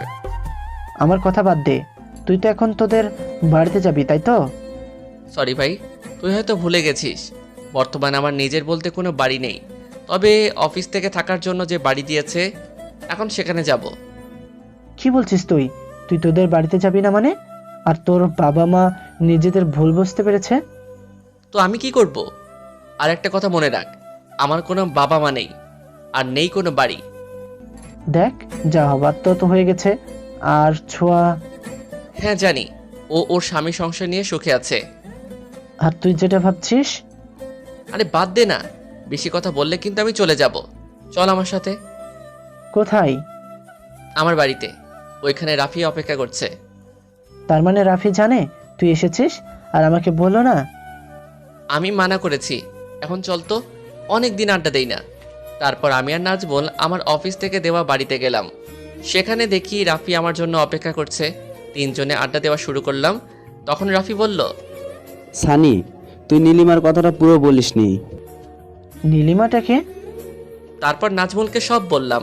তখন নাজমুল বলল, এতদিন তুই কোথায় ছিলি? কি করেছিলি? কিছুই তো বললি না। জীবন কাকে বলে আমি এইখান থেকে চলে যাওয়ার পর বুঝতে পেরেছি। জীবন যুদ্ধ কাকে বলে তা বুঝেছি। তারপর আমি বলতে শুরু করলাম, বাড়ি থেকে বের হয়ে যাওয়ার পর কোথায় যাব, কি করব বুঝতে পারছিলাম না। পকেটে কোনো টাকা নেই যে কিছু একটা করব। হঠাৎ করে হাতে থাকা মোবাইল ফোনটার দিকে তাকিয়ে ভাবতে লাগলাম, যদি ফোনটা বিক্রি করি তাহলে কিছু টাকা হাতে পাবো, কিন্তু যদি মোবাইলটা বিক্রি করি তাহলে তো কারোর সাথে যোগাযোগ করতে পারবো না, না কারোর সাথে কোনো যোগাযোগ রাখবো না। সবার থেকে অনেক দূরে চলে যাব, যাতে কেউ চাইলেও আমার সাথে কোনো যোগাযোগ না রাখতে পারে। তাই আমার এই মোবাইল ফোনটা বিক্রি করতে হবে, আর সেই সাথে সিমটাও ভেঙে ফেলতে হবে। তারপর অনেক চেষ্টা করলাম মোবাইল বিক্রি করতে, কিন্তু কেউ কিনতেই চায় না। অবশেষে 10,000 টাকার মোবাইল মাত্র 3,000 টাকায় বিক্রি করি। তারপর পকেটে থাকা সিমটা ভেঙে ফেলি আর ঢাকার উদ্দেশ্যে রওনা দেই। ঢাকা এসব বিপদে পড়লাম, কোথায় যাব কি করব বুঝতেই পারছি না। রাস্তায় রাস্তায় ঘুরছি, কিন্তু কি করব বুঝতেই পারছি না। যদি কোথাও ঘর ভাড়ার জন্য যাই তো বলে ব্যাচেলারদের ঘর ভাড়া দেওয়া যাবে না। কথায় বলে না, অভাগা যেদিকে যায় সাগর সেই দিকে শুকায়। যখন কোথাও ঘর ভাড়া পেলাম না তখন বাধ্য হয়ে মোটামুটি দেখতে একটা ম্যাচে উঠলাম। তারপর এখানকার বড় ভাইদের সাথে পরিচিত হই। তারা আমার পরিবারের সম্পর্কে জানতে চাইলে বাড়িতে কে কে আছে সব বলি, কিন্তু বাড়িতে আমার সাথে কি হয়েছে তা কাউকেই বলি নাই, কারণ এতে তারা আমাকে খারাপ ভাববে। কি কাজ করব কিছুই ভেবে পাচ্ছিলাম না, কারণ তখন রেজাল্টটাও পাইনি যে চাকরি করব। তাই ওনাদের কাছে বলি যদি তারা একটা কাজের ব্যবস্থা করে দেয় তাহলে ভালো হতো। তখন ওদের মধ্যে আনোয়ার নামে এক বড় ভাই আমাকে একটা কাজের ব্যবস্থা করে দেয়। জীবন চলতে থাকে। তার কয়েক মাস পর যখন রেজাল্ট বের হয় তখন একটা চাকরি পাই। চাকরি পাওয়ার পর জীবনটা একটু পাল্টে যায়। কোম্পানি থেকে থাকার জন্যে একটা বাড়ি দেয়, তাই ম্যাচ থেকে সেই বাড়িতে উঠি। তবে সাথে আনোয়ার ভাইকেও সাথে নেই, কারণ আমার বিপদের দিন এই মানুষটা আমাকে সাহায্য করেছে। আনোয়ার ভাই আমার সাথে 2 বছর ছিল, পরে তিনি তার গ্রামের বাড়ি চলে যায়। আমাকে আনোয়ার ভাই অনেক সাহায্য করেছে, সে না থাকলে আমি হয়তো এখানে পৌঁছাতে পারতাম না। জীবন থেকে কিভাবে আরও 3টা বছর কেটে গেল বুঝতেই পারলাম না, কারণ আমি ব্যস্ত ছিলাম নিজেকে গড়ার জন্য। নিজেকে সব সময় মানুষের আড়ালে লুকিয়ে রাখতাম, যাতে কষ্টগুলোর কথা মনে না হয়। একদিন অফিসে বসে কাজ করছিলাম, তখন পিয়ন এসে বলল যে বস আমাকে ডাকছে, তাই আমি তার ক্যাবিনে যাই। সেদিন হয়তো আমার জীবনের ভালো দিন ছিল, তাই তো আমার জমে থাকা অনেক প্রশ্নের উত্তর পাই। সেদিন বসের ক্যাবিনে এমন একজনকে দেখি যে আমার সাথে বিশ্বাসঘাতকতা করেছিল, যে আমার সব কিছু কেড়ে নিয়েছিল। ক্যাবিনে ঢোকার পর স্যার বলল, আরে সানি, তোমার কথাই বলছিলাম আমার জামাই বাবাজির সাথে। তা স্যার কী জন্য আমাকে ডেকেছিলেন? আমি কিছুদিনের জন্য বাইরে যাচ্ছি, তাই অফিসের সব কাজ ওর হাতে তুলে দিতে চাই, আর আমি আশা করি তুমি ওকে সাহায্য করবে। স্যার আপনি কিছু বলতে যাব তখনই স্যারের জামাই আমার দিকে তাকালে আমি বড় ধরনের শক খাই, কারণ ছেলেটা সুমন ছিল। আপনারা হয়তো ভাবছেন এই সুমনটা আবার কে, তাহলে শুনুন। এই সুমন এক সময় আমার খুব ভালো বন্ধু ছিল, তাই ওর সাথে আমি আমার সব কথাই শেয়ার করি, কিন্তু ও আমার বন্ধুত্বের মর্যাদা না দিয়ে পিছন থেকে আমার কলিজায় আঘাত করে। সুমনকে উদ্দেশ্য করে বললাম, এ কি, তুই এখানে কেন? তখন স্যার বলতে লাগলো, সানি, তোমার সাহস কি করে হলো আমাকে তুই করে বলার? সরি স্যার, আপনাকে কথাটা বলি নাই। আমি আসলে, আমাকে থামিয়ে সুমন বলে উঠল, বাবা সানি আপনাকে কথাটা বলে নাই, আমাকে বলেছে। ও, তাহলে সুমন, তোমরা কি আগে থেকে একে অপরকে চিনতো? হ্যাঁ, অনেক আগে থেকে, কারণ আমরা দুজন খুব ভালো বন্ধু। ওকে থামিয়ে আমি বললাম, সরি মিস্টার সুমন, আমি আপনাকে আমার জীবনে প্রথম দেখলাম, আর বন্ধুত্ব তো আর অনেক পরের কথা। আর স্যার আমি আপনার কাছে প্রথমেই মাপ চেয়ে নিচ্ছি, কারণ আমি আপনার কথা রাখতে পারবো না। তুমি কি বলছো? তুমি আমার কথা রাখতে পারবে না? তুমি তো কখনো আমার কথায় আমোদ বা না করো নাই, তাহলে আজকে কেন তুমি আমার কথায় অবহেলা করছো? স্যার আপনি আগে আমার কথাটা একটু শুনুন। আমার কিছুদিনের জন্য ছুটি রাখতো, কিছুদিন থেকে নিজেকে খুব একা একা মনে হচ্ছে, আর কাজেও মন বসছে না। মন খারাপ, কাজে মন বসছে না, এসব কি ওই সত্যি, নাকি তুই আমাকে দেখে এসব অজুহাত দিয়ে এখান থেকে পালাচ্ছিস? সরি স্যার, আপনাকে দেখে পালাবো কেন? আমি কি চোর ডাকাত নাকি? কেন খুনি যে আপনাকে দেখে পালাবো? আর আমি পালাতে শিখিনি। তোর এই স্বভাবটা এখনো বদলানো না। যাই হোক, তুই কি আজ আমাকে মাফ করতে পারিস নাই? সরি, আপনি হয়তো এটা জানেন না যে কোনো অপরিচিত মানুষকে বিনা কারণে ক্ষমার কথা আসছে কোথা থেকে, আর এটা আমার অফিস। অযথা এসব কথা না বলাই ভালো নয় কি? তোমরা কি বলছো এসব? কিছুই বুঝতে পারছি না। জামাই বাবাজি বলছে ও তোমাকে চিনে, তুমি বলছো চিনো না, আবার ও মাফ করার কথা বলছি। এসব কি? ওসব কিছু না স্যার। কি কিছু না? আমাদের এতদিনের বন্ধুত্ব কি করে তুই ভুলতে পারিস? মানছি আমি একটা ভুল করেছি, তাই বলে কি আমাকে মাফ করা যায় না? যদি মাফ করতে নাই পারিস, তোকে আমাদের পুরনো বন্ধুত্বের কসম, এতদিন পর যখন দেখা হলো একটু তো ভালো করে কথা বল। তোর মতো বিশ্বাসঘাতকের মুখে বন্ধুত্ব নামক কথাটা মানায় না। তোর কাছে এটা একটা মাত্র ভুল মনে হয়, যার জন্য আমার জীবন লণ্ডভণ্ড হয়ে গেছে, যে তার বন্ধুর ভালোবাসার মানুষকে বিয়ে করতে পারে। তখনই স্যার ও মেয়েটা চমকে উঠে বলল, এসব আপনি কি বলছেন? আমি আপনাকে কোন দিন ভালোবাসতে গেলাম? আপনি কি আমার সংসার ভাঙতে চাইছেন? সরি, আমি কখন বললাম আপনি আমাকে ভালোবাসেন বা আমি আপনাকে? আপনি তো এখনই বললেন। হ্যাঁ বলেছি, তবে আপনি তো ওর বউ নন, ওর বউ তো নীলিমা। আমি ওর বউ। আর এই নীলিমাটা আবার কে? এই নামে তো আমি কাউকে চিনি না, এই নাম তো ওর মুখে শুনিনি। কি বলছেন এসব আপনি? ওর বউ মানে? এই মেয়েটা কি বলছে? এই মেয়েটা তোর বউ মানে? তাহলে তুই 2টা বিয়ে করেছিস আর এটা এদের থেকে লুকিয়ে রেখেছিস? ছি, তুই এতটা খারাপ। সুমন কিছু বলছে না, মাথা নিচু করে আছে। অবশ্য এটা আবার নতুন কি? তোর যে চরিত্র, এটাই স্বাভাবিক। এই যে আপনি আমার বরের নামে এসব কি বলছেন? আমার বরের চরিত্র খারাপ? আপনি আমাদের কর্মচারী, তাই আপনি কর্মচারীর মতোই থাকুন। তাই তো থাকতে চেয়েছিলাম, কিন্তু আপনার এই গুণধর বর আমাকে যদি আমার বন্ধুত্বের কসম না দিত তাহলে কিছুই বলতাম না। আমি সুমনকে বললাম, তোকে একটা কথা বলবো, তুই কি ওই চরিত্রহীন মেয়েটাকে কি ছেড়ে দিয়েছিস? যাক, ভালোই করেছিস। তুই আমাকে যা ইচ্ছা বল, আমি কিছু বলবো না। দয়া করে ওকে চরিত্রহীন বলিস না।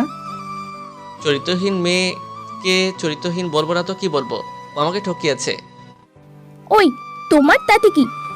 উনি ওই নীলিমার নামে যাই বলুক না কেন, এতে তোমার কি? আমারই তো সব। আমার তৈরি করা একটা মিথ্যা নাটকের কারণে এমন একটা ঘটনা ঘটেছে যা আমাকে আজও কুড়ে খাচ্ছে। মানে কি এমন করেছো? বলবো, আজ সব সত্যি কথা বলবো।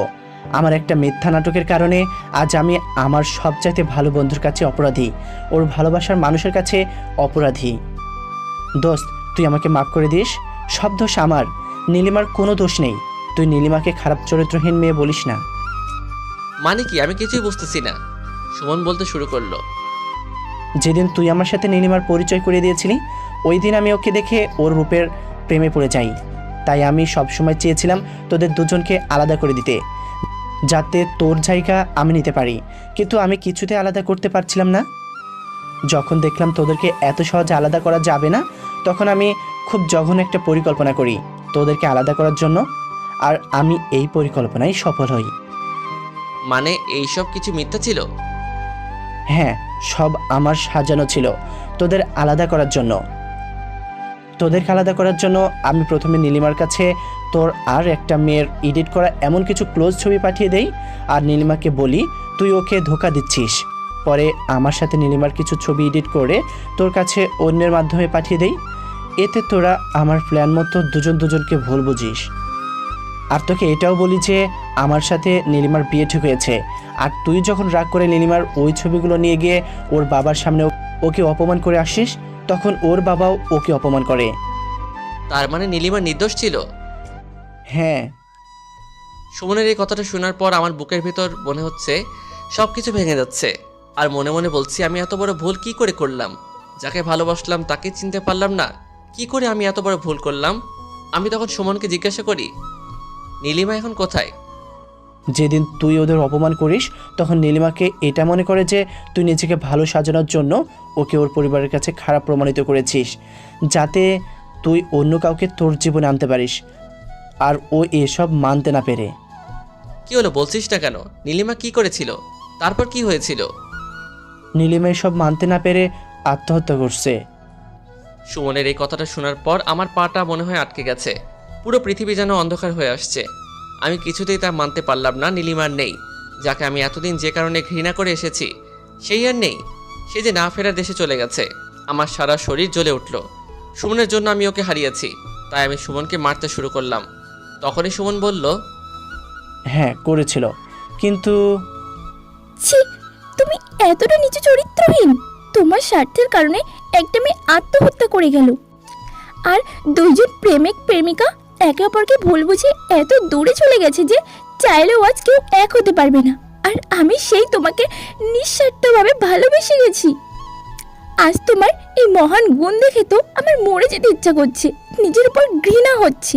আমার সব ফ্রেন্ডদের কাছে তোমার নামে কত ভালো ভালো কথা বলতাম, আর সেই তুমি একটা খুনি বের হলে।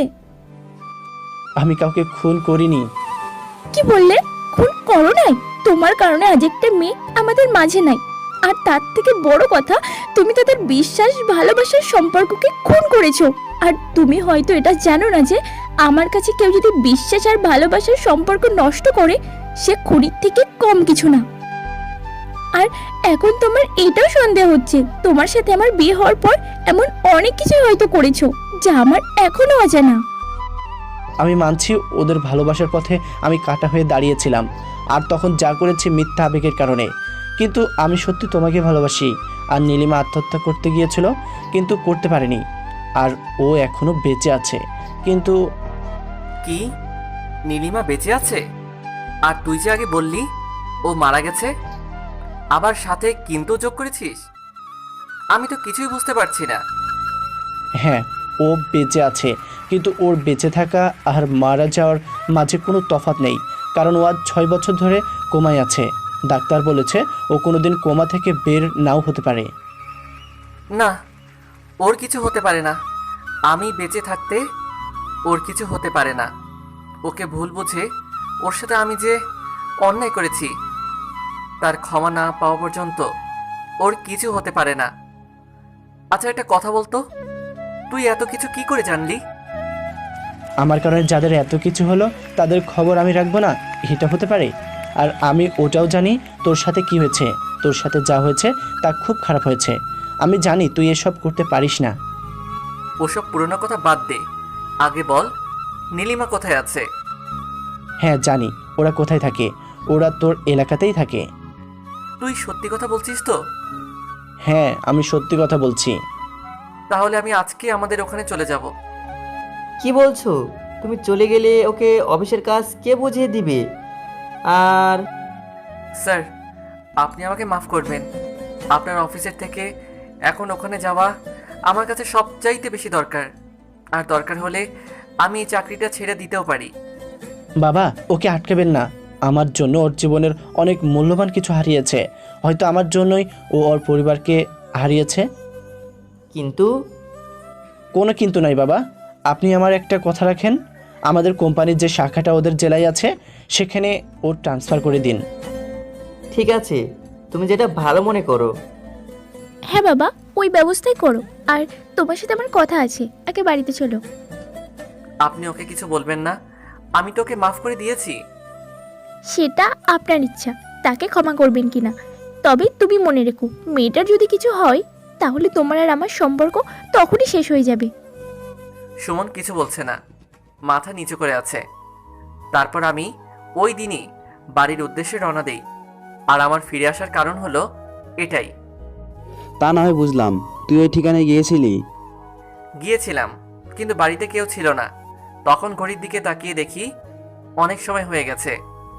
তখন আমি ওদের বললাম, আরে অনেক সময় হয়ে গেছে, আমাকে আবারও কাজে যেতে হবে। তখন নাজমুল বলল, সানি, তোকে একটা কথা বলার ছিল। বল, কি বলবি? তুই কি সত্যি তোর পরিবারের কার সাথে দেখা করবি না? আর ছোর সাথেও কি দেখা করবি না? সবার জন্য পরিবার হয় না। আমি আর ছোঁয়ার সামনে যেতে চাই না। আমি চাই না আমার জন্য ওর বর্তমানটা খারাপ হোক। বাদ দে না ওইসব। আজ রিয়ার বিয়ে। তুই না বলতিস তুই রিয়ার বিয়ে নিজের হাতে দিবি, রানীর মতো করে সাজাবি? আজ যাবি না? আমি কিছু বলছি না, চুপ করে আছি। আচ্ছা, আমরা এখন যাই। রাফিয়ার নাজমুল চলে গেল। আজ রিয়ার বিয়ে?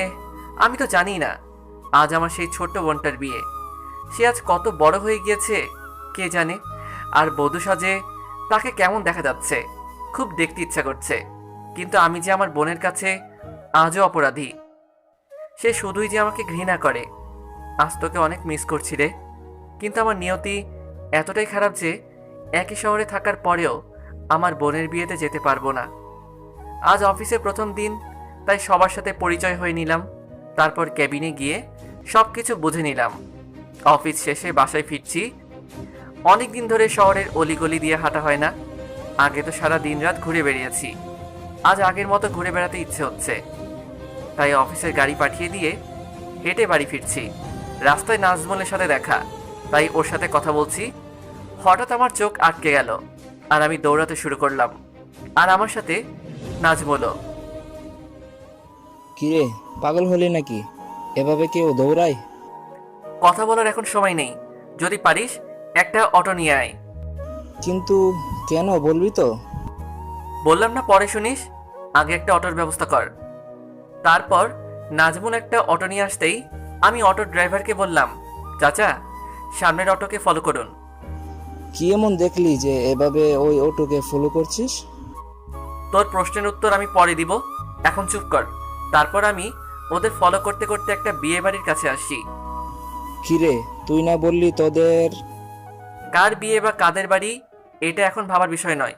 তুই এখানে শুধু এটা দেখ, এখানে এমন কোনো মেয়ে আছে কিনা যে হুইল চেয়ারে বসে আছে।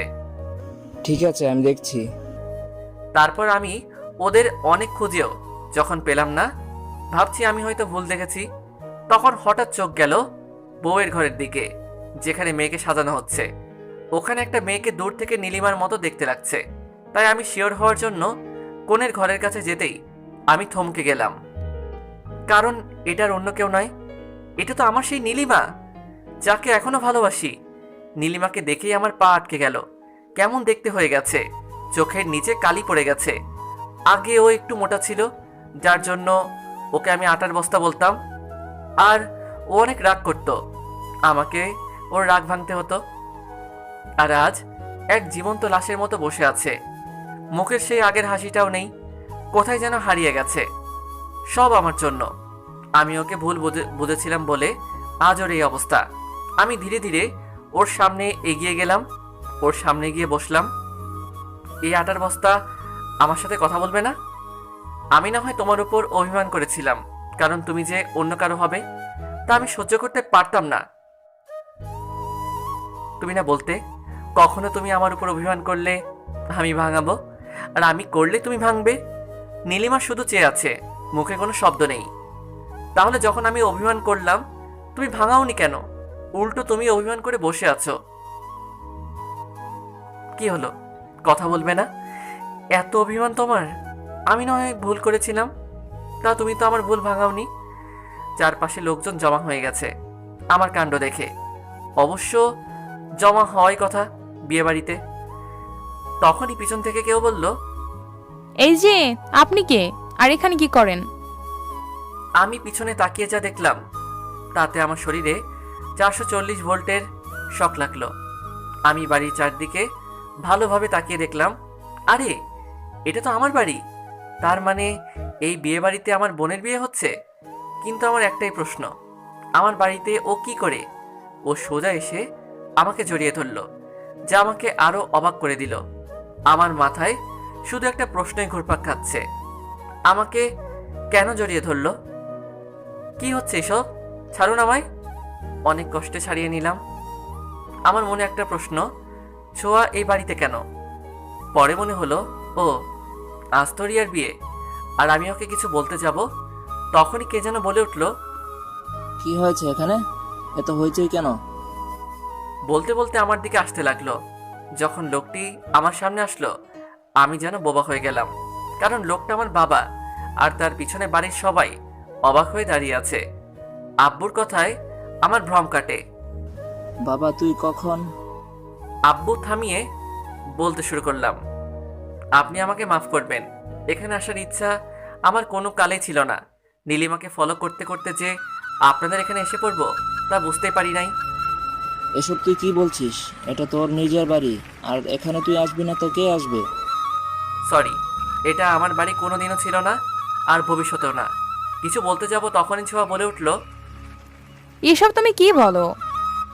সরি, আপনাকে তো আমি চিনতে পারলাম না, আর আমি অপরিচিত কারোর সাথে কথা বলি না। যাই হোক, আমি এখন আসি। আপনাদের এখানে এসে অনেক বড় ভুল করেছি।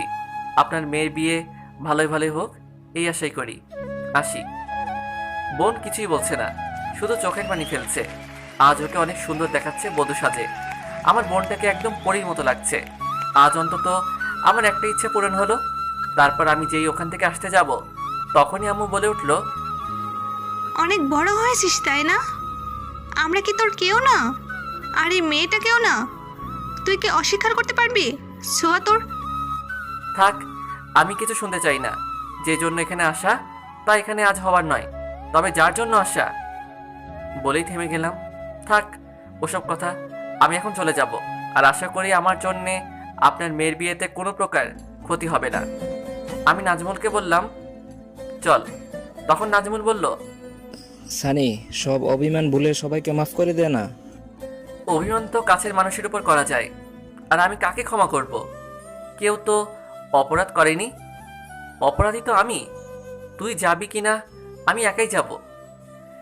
আমি সেখান থেকে সরাসরি বেরিয়ে আসি, তারপর বাড়িতে চলে আসি। রাতে খেয়ে ঘুমিয়ে পড়ি। পরের দিন খুব ভোরে ঘুম থেকে উঠি। তারপর ফ্রেশ হয়ে খাবার খেয়ে নীলিমাদের বাড়ির উদ্দেশ্যে বেরিয়ে পড়ি। আধা ঘন্টা পর আমি নীলিমার বাড়িতে পৌঁছে যাই। ওর বাড়িতে গিয়ে আমি কলিং বেল বাজাতেই কে যেন দরজাটা খুলে দিল। কে দরজা খুলে দিল তা জানি না, কারণ আমি কলিং বেল বাজিয়েই অন্যদিকে ফিরেছিলাম। কে আপনি? আমি যখন পিছন দিকে ফিরে তাকিয়ে যাকে দেখলাম, আমি অবাক হয়ে গেলাম, কারণ দরজাটা ছোঁয়া খুলে দিয়েছে। ও এখানে কি করছে? আর ও কিভাবে জানলো যে আমি আজকে এখানে আসব? তাহলে কি ও কালকে কিছু একটা বুঝতে পেরেছিল যে আমি এখানে আসব? কথাগুলো আমি মনে মনে ভাবছিলাম। তখনই ছোঁয়া অবাক হয়ে বলে উঠল, তুমি এখানে? হ্যাঁ আমি। কিন্তু আপনি এখানে কেন? আমি এখানে কেন মানে? এই তো আমার বাবার বাসা। কিন্তু তুমি এখানে কেন? তাহলে কি আমি ভুল ঠিকানায় আসলাম? কিন্তু তা কি করে হয়? সুমন তো আমাকে এই ঠিকানায় দিয়েছিল। আচ্ছা, এটা নীলিমাদের বাড়ি না? হ্যাঁ, ও আমার বোন হয়। আর তোমাকে তো ওই খামের চিঠিতে আমি বলেছিলাম। মানে কোন চিঠির কথা বলছেন আপনি? কেন? যেদিন তোমাকে বাড়ি থেকে... ও, মনে পড়েছে, কিন্তু আমি ওটা খুলেও দেখি নাই। কেন? কারণ আমি এমন কোনো মানুষের কোনো কিছু টাচ করেও দেখি না যার জন্য আমার কোনো ক্ষতি হয়। যাই হোক, আপনি একটু নীলিমা আর ওর বাবা মাকে, মানে আপনার বাবা মাকে ডেকে দিন। তুমি আমাকে আপনি করে বলছো কেন? আমি তো তোমার বিয়ে করাবো। ওকে থামিয়ে, কারণ তুমি করে বলার অধিকার আপনি হারিয়ে ফেলেছেন। আর আপনি কি যেন বলছিলেন, আমার বউ আর আপনি? আমাকে হাসালেন। আপনি হয়তো ভুলে গেছেন আপনার সাথে আমার ডিভোর্স হয়ে গেছে। আর একটা কথা ভালো করে মনে রাখবেন, আমি এখানে এসেছি শুধু একজনকে ফিরিয়ে নিয়ে যেতে। কাকে? সেটা না হয় পরেই জানলেন। আগে আপনার বাবা মাকে ডাক দিন, তারপর বলছি। তারপর ছোঁয়া ওর বাবা মাকে ডেকে নিয়ে আসে। ওনাদের দেখে আমি সালাম দিলাম। ওনারা সালামের উত্তর নিয়ে আমাকে বলল, আরে সানি, তুমি এখানে আসবে আগে থেকে একটা খবর দিবে তো? আসলে আমি এখানে গতকালও এসেছিলাম, আর আপনারা তো ও বাড়িতে আমাকে দেখেছেনই। হ্যাঁ, তা দেখেছি, কিন্তু তুমি কালকে যা করেছো তোমার পরিবারের সাথে, তা কিন্তু অন্যায়। ওসব কথা বলতে আমি এখানে আসি নাই। এখানে আমি একটা গুরুত্বপূর্ণ কাজে এসেছি। হ্যাঁ, বলো কি বলবে, তার আগে বসো। সোফায় বসতে বসতে বলতে শুরু করলাম, আমি এখানে এসেছি শুধুমাত্র আমার স্ত্রীকে সাথে করে নিয়ে যাওয়ার জন্য। তা তোমার স্ত্রীকে তুমি নিয়ে যেতেই পারো, এতে আমাদের কি করার আছে? তা তুমি ওকে কখন নিয়ে যাচ্ছ? আপনার যদি অনুমতি দেন তাহলে আজকে সাথে নিয়ে যাব। ঠিক আছে বাবা, তুমি ছোঁয়ার ঘরে গিয়ে রেস্ট নাও। আমি ছোঁয়াকে ওর কাপড় গুছিয়ে নিতে বলছি। আর তুমি আমাদের এখানে আজ প্রথমবার এসেছো, তাই না খেয়ে কিন্তু যাবে না। তা নয় খেয়ে যাব, তবে ছোঁয়া ব্যাগ প্যাক করবে কেন? এখনই তো তুমি বললে যে তুমি তোমার স্ত্রীকে নিয়ে যাবে, তাহলে? হ্যাঁ, আমি মানছি যে আমি আমার স্ত্রীকে নিয়ে যেতে এসেছি, তবে সে ছোঁয়া নয়, নীলিমা। তুমি কি আমাদের সাথে মজা করছো? নীলিমা কিভাবে তোমার বউ হবে? তোমার সাথে তো ছোঁয়া। ওর সাথে বিয়ে হয়েছিল, তবে আপনারা কি এটা ভুলে গেছেন যে ওর সাথে আমার ডিভোর্স হয়েছে? আর বাকি থাকলো নীলিমার কথা। ওর সাথে আমার বিয়ে 7 বছর আগে হয়েছিল। অবশ্য তা কেউ জানে না, কারণ আমরা চেয়েছিলাম পড়াশোনা শেষ করে দুইজনের বাড়িতে কথাটা বলবো। আর যদি বাড়ির কেউ অমত হয় তাহলে যেন কেউ কিছু করতে না পারে। কিন্তু মাঝখানে একটা বিশ্রী ঘটনা ঘটে, যার কারণে আমরা একে অপরকে ভুল বুঝি। তুমি কি বলছো এসব? আমার বড় মেয়ের সাথে তোমার বিয়ে হয়েছিল আর আমরা কিছুই জানি না? বুঝতে পারছি আপনারা আমার কথা বিশ্বাস করছেন না বা করতে চাইবেন না। আর একটা কথা কিছুতেই বুঝতেছি না, আপনারা কেন বারবার নীলিমাকে নিজের মেয়ে বলতেছেন? ওর বাবাকে তো আমি একবার দেখেছিলাম, কিন্তু আপনি... হ্যাঁ, এটা সত্য কথা যে নীলিমা আমার মেয়ে নয়, ও আমার বন্ধুর মেয়ে। ওর বাবা 1 বছর আগে আমার হাতে ওর দায়িত্ব তুলে দিয়ে মারা যায়। তখন থেকেই ও আমার আরেকটা মেয়ে। কি? ওর বাবা মারা গিয়েছে মানে? আর কিভাবে মারা গেল?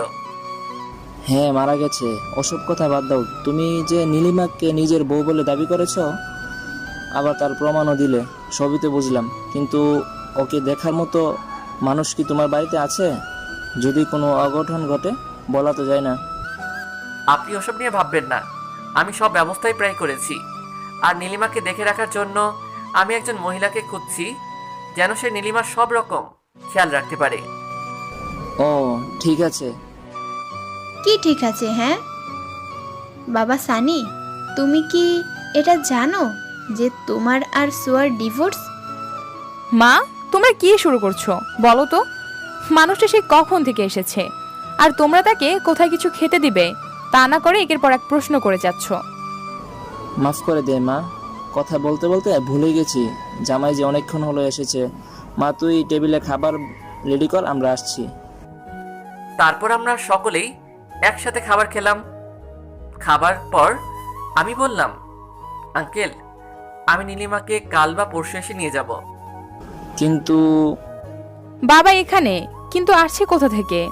ও তো বিয়ে করার বউকে নিয়ে যেতে চায়, এতে আমাদের কি করার আছে? এসব তুই কি বলছিস? তোর মাথা ঠিক আছে তো? তুই তো... মা, তুমি সব ছাড়ো তো, এসব এখন বলে লাভ নাই। সত্য ঘটনা না জেনেই আমি যা করেছি তার ফল তো আমাকে ভোগ করতেই হবে, এটাই আমার শাস্তি। আমি ওইখান থেকে চলে আসি। তখন ছোঁয়াকে ছোঁয়ার মা বলে, এ তুই কি করলি? নিজের সব অধিকার ছেড়ে দিলি? আমি তো অনেক আগেই নিজের জন্য সব অধিকার হারিয়ে ফেলেছি, আজ আর কি হারাবো? এই কথা বলে ছোঁয়া তার রুমে চলে গেল আর কাঁদতে লাগলো। নিজেই নিজেকে বলল, আমি যে সবকিছু শেষ করে দিলাম, শেষ আশাটুকু হারিয়ে ফেললাম। সেই দিন তোমার সাথে অন্যায় না করলে তোমাকে যে হারাতে হতো না। এতদিন তো তোমার অপেক্ষাতেই ছিলাম। যেদিন সুমন ভাই তোমার খোঁজ দিয়েছিল, আমি যে তোমার কাছেই গিয়েছিলাম। যখন বাসে তোমাকে দেখেছিলাম, তখন তোমাকে জড়িয়ে ধরতে ইচ্ছে হয়েছিল। তার জন্যই তো তুমি তখন বাসের মধ্যে ঘুমিয়েছিলে। তখন তোমার বুকে মাথা রেখে ঘুমিয়েছিলাম। অনেকদিন পরে একটু শান্তি পেয়েছিলাম। ভেবেছিলাম আবার নতুন করে শুরু করব, তা আর হলো না। কাঁদতে কাঁদতে ছোঁয়া ঘুমিয়ে গেল। তারপরের দিন আমি নীলিমাকে নেওয়ার জন্য গেলাম।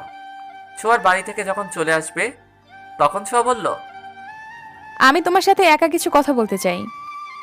হ্যাঁ বলো। তখন সেখানে ছোঁয়ার বাবা মা ছিল। ছোঁয়া একা কথা বলতে চাওয়ায় তারা সেখান থেকে চলে গেল। তুমি একা আপুর খেয়াল রাখতে পারবে? খেয়াল রাখার জন্য কাউকে রাখবো। সে তো ভালোভাবে খেয়াল রাখতে পারবে না, তাই বলেছিলাম কি আমি আসলে তোমাদের কোনো সমস্যা হবে? ও তো নীলিমার ভালোভাবে খেয়াল রাখতে পারবে, কিন্তু একটা কথা মনের ভিতর থেকেই যাচ্ছে।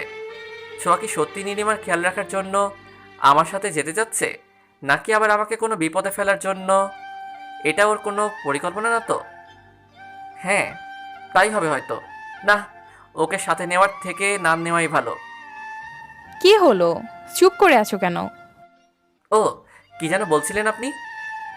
বলেছিলাম যদি আমি তোমাদের সাথে বাড়িতে যাই। লাগবে না, আপনার আমার সাথে যাওয়া লাগবে না।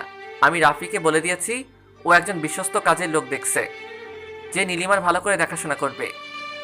তুমি বুঝছো না কেন যে... আমার কারো কোনো কথা শোনার ইচ্ছে আমার নাই। আচ্ছা, আমার একটা অনুরোধ রাখবে? কি? একবার তোমাকে জড়িয়ে ধরতে দিবে আমায়? ছোঁয়া আমাকে জড়িয়ে ধরলো। আমি কিছু বলার আগেই আর সাথে সাথে কান্না করে দিল। আমি কিছু বুঝলাম না। ছোঁয়া না আমাকে ঘৃণা করে, তাহলে এমনভাবে কেন কাঁদছে? কতক্ষণ এইভাবেই ছিলাম মনে নেই। আমি ওকে ছাড়িয়ে নীলিমাকে নিয়ে চলে আসি। বাড়িতে এসেই আমি রাফিকে ফোন দিলাম। হ্যালো রাফি। হ্যাঁ বল, কি করবি? কি বলবো মানে, তোকে না আমি বললাম নীলিমাকে দেখার জন্যে একজন মহিলাকে খোঁজার জন্য। পাগল হয়েছিস নাকি? এত তাড়াতাড়ি কিভাবে লোক পাবো? তুই যদি না পারিস তাহলে আমি না হয় অন্য কাউকে বলে দেখি। কি হলো, চুপ করে গেলি কেন? নাকি বোবা হলি? হ্যাঁ পাবো, না মানে পেয়ে গেছি। এটা বলে ফোনটা কেটে দিল। কিছুক্ষণ পরে আবার কল দিল আর বলল একজনকে পেয়েছে, খুব ভালো কাজ করতে পারে। তাই আমি নিয়ে আসতে বললাম। 1 ঘন্টা পরে কলিং বেল বেজে উঠল। দরজা খুলে দেখি রাফিয়ার একটা বোরকা পরা মেয়ে। রাফি ওই বোরকা পরা মেয়েকে দেখিয়ে বলল, এই হলো লিমা, তোকে যার কথা বলেছি। মেয়েটা খুব ভালো, বাড়ির সব কিছু নিজের বাড়ির মনে করেই করবে, মানে নিজের বাড়ি মনে করে সব কাজ করবে। ঠিক আছে, আর কিছু বলতে চাই না, আর না জানতে চাই। তার থেকে বরং ভিতরে চলো, অনেকটা পথ নীলিমাকে নিয়ে এসেছি। আর তোরাও তো মনে হয় ক্লান্ত হয়েছিস। তুই ঠিক বলেছিস, যা গরম এখন পড়েছে, এখান থেকে একেবারে সিদ্ধ হয়ে যাচ্ছি। তার থেকে বরং ভিতরে যাই। তো আমি কি তোদের বাইরে থাকতে বললাম? আমি কখন বললাম তুই আমাদের বাইরে থাকতে বললি? উফ, রাফি ভাই, আপনারা কি শুরু করলেন বলেন তো? আমি সেই কখন থেকে বাইরে দাঁড়িয়ে আছি, সেদিকে আপনাদের কোনো হুঁশ আছে? মেয়েটার গলা কেমন যেন ছোঁয়ার মতো লাগলো। তবে মেয়েটা সাধুচরিত সব একসাথে কথার মাঝে নিয়ে আসছে। সরি, আপনি ভিতরে আসুন, আর আপনার সাথে কিছু কথা আছে। ঠিক আছে স্যার।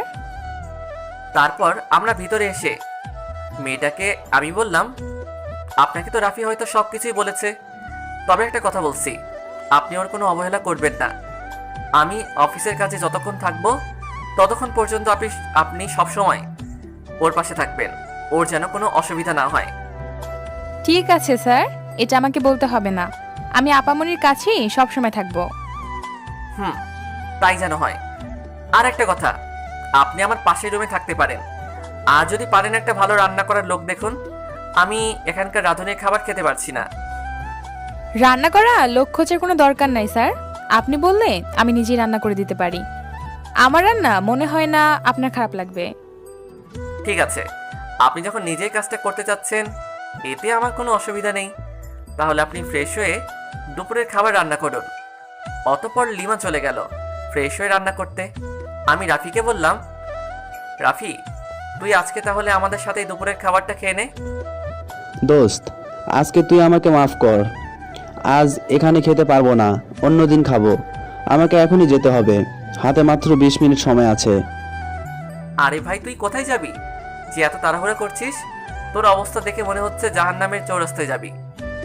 তোরে পরে সব বলবো, আগে বাইরে যাই, তা না হলে আমাকে সত্যি জাহান্নামের চৌরাস্তায় যেতে হবে। কি বললো কিছুই মাথায় ঢুকলো না, সব মাথার উপর দিয়ে উড়ে গেল। রাফি চলে যাওয়ার পর আমি নীলিমাকে ফ্রেশ করে নিয়ে আসি, আর আমিও ফ্রেশ হয়ে আসি। ফ্রেশ হয়ে এসে নীলিমাকে সাজাতে ধরে দেখি ও আগের তুলনায় অনেক রোগা হয়েছে।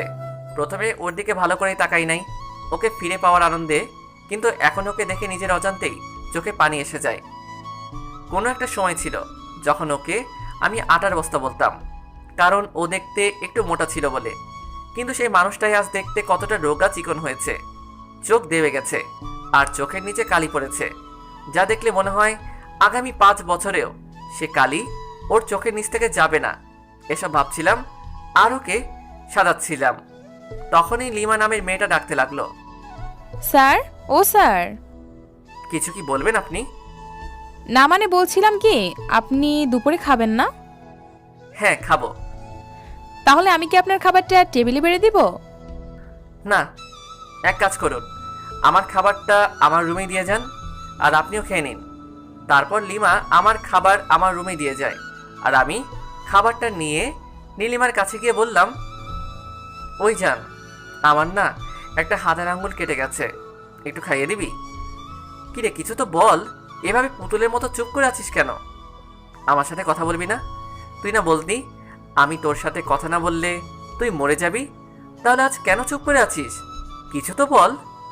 কিছু বলছে না, শুধু শুনেই যাচ্ছে। তারপর আমি খাবার খেতে লাগলাম। খাবার খাওয়ার সময় কেন যেন মনে হচ্ছে এরকম খাবার আমি আগেও খেয়েছি, যেন একই মানুষের হাতের তৈরি খাবারগুলো। দেখ, আমিও না, পৃথিবীতে কত কি আজব হচ্ছে, আর আমি পড়ে আছি রান্না নিয়ে। তারপর খেয়ে আমি ঘুমিয়ে পড়লাম। নীলিমাকে নিয়ে আসার পর থেকে আমার সব কিছুই পাল্টে যায়।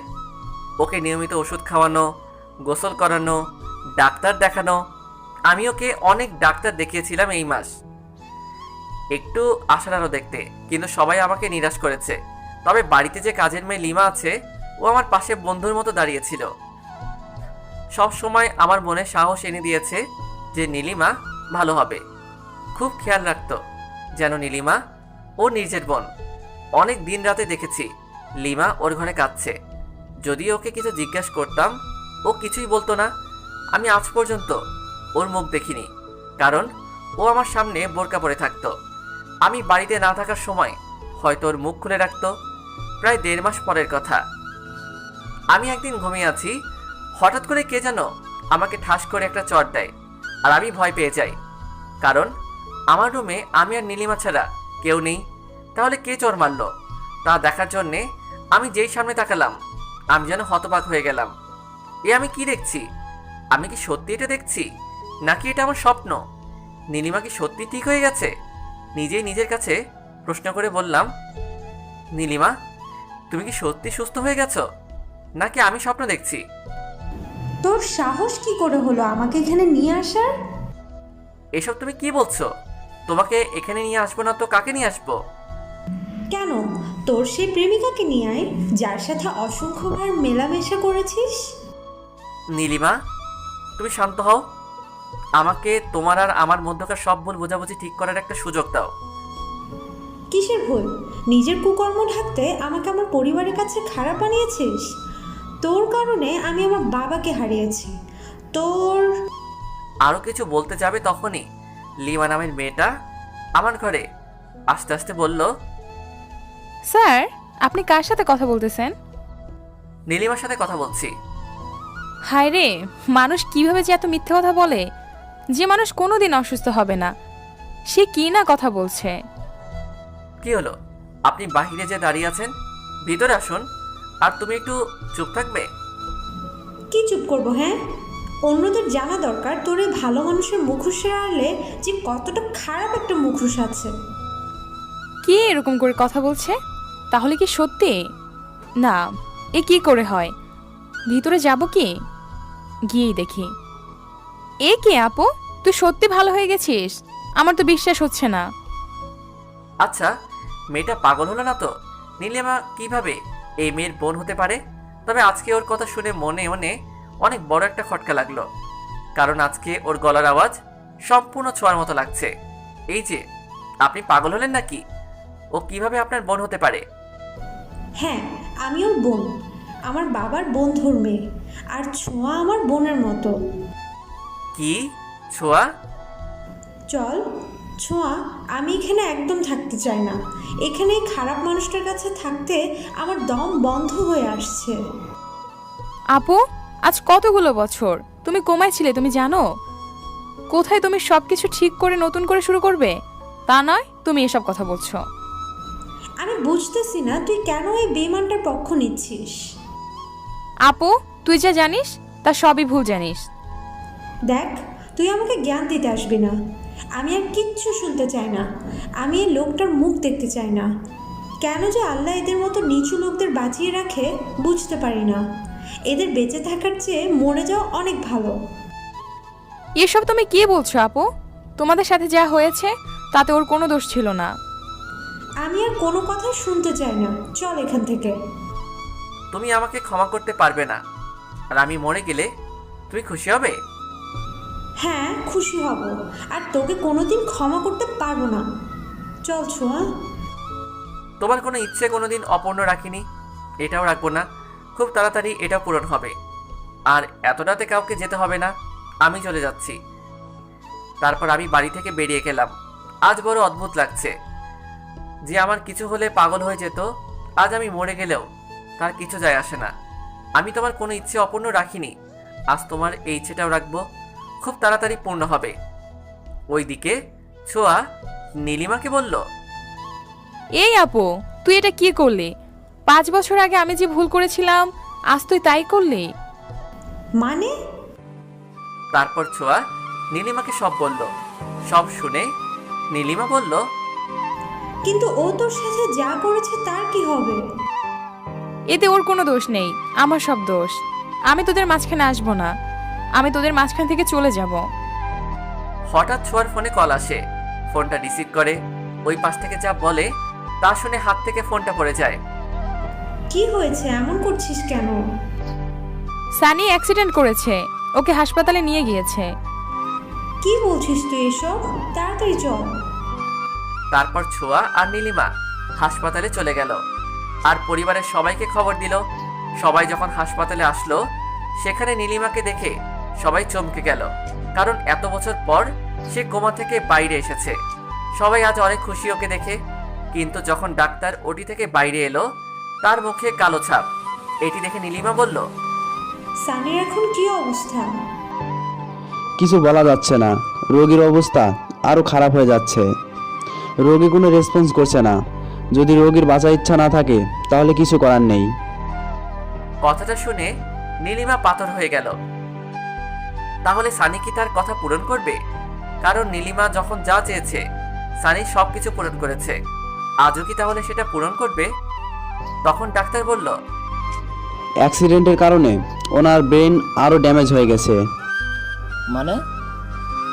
6 মাস আগে আমি যখন ঢাকাতে ছিলাম তখন উনি আমার কাছে চেক আপের জন্য এসেছিলেন। চেক আপের পর ওনার ব্রেন টিউমার ধরা পড়ে। তখন তো মাত্র 20% ড্যামেজ ছিল, কিন্তু এখন তা 50% এসে পড়েছে।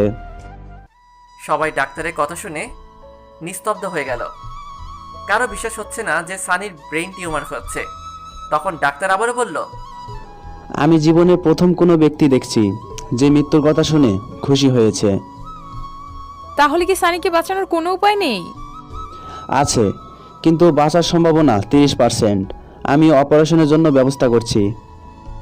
সব ব্যবস্থা করার পর ডাক্তার এটা কাগজে সাইন করতে বলে যে অপারেশনের সময় আমি মারা গেলে দায় কারো নেই, কেউ সাইন করার সাহস পাচ্ছে না। কিন্তু ছোঁয়া তাতে সাইন করতে রাজি হয়। যখন ওকে বলা হয় আমার সাথেও সম্পর্ক কি, তখন নীলিমা বলে স্বামী। অপারেশন শুরু করা হয়। 3 ঘন্টা পরে অপারেশন শেষ হয়।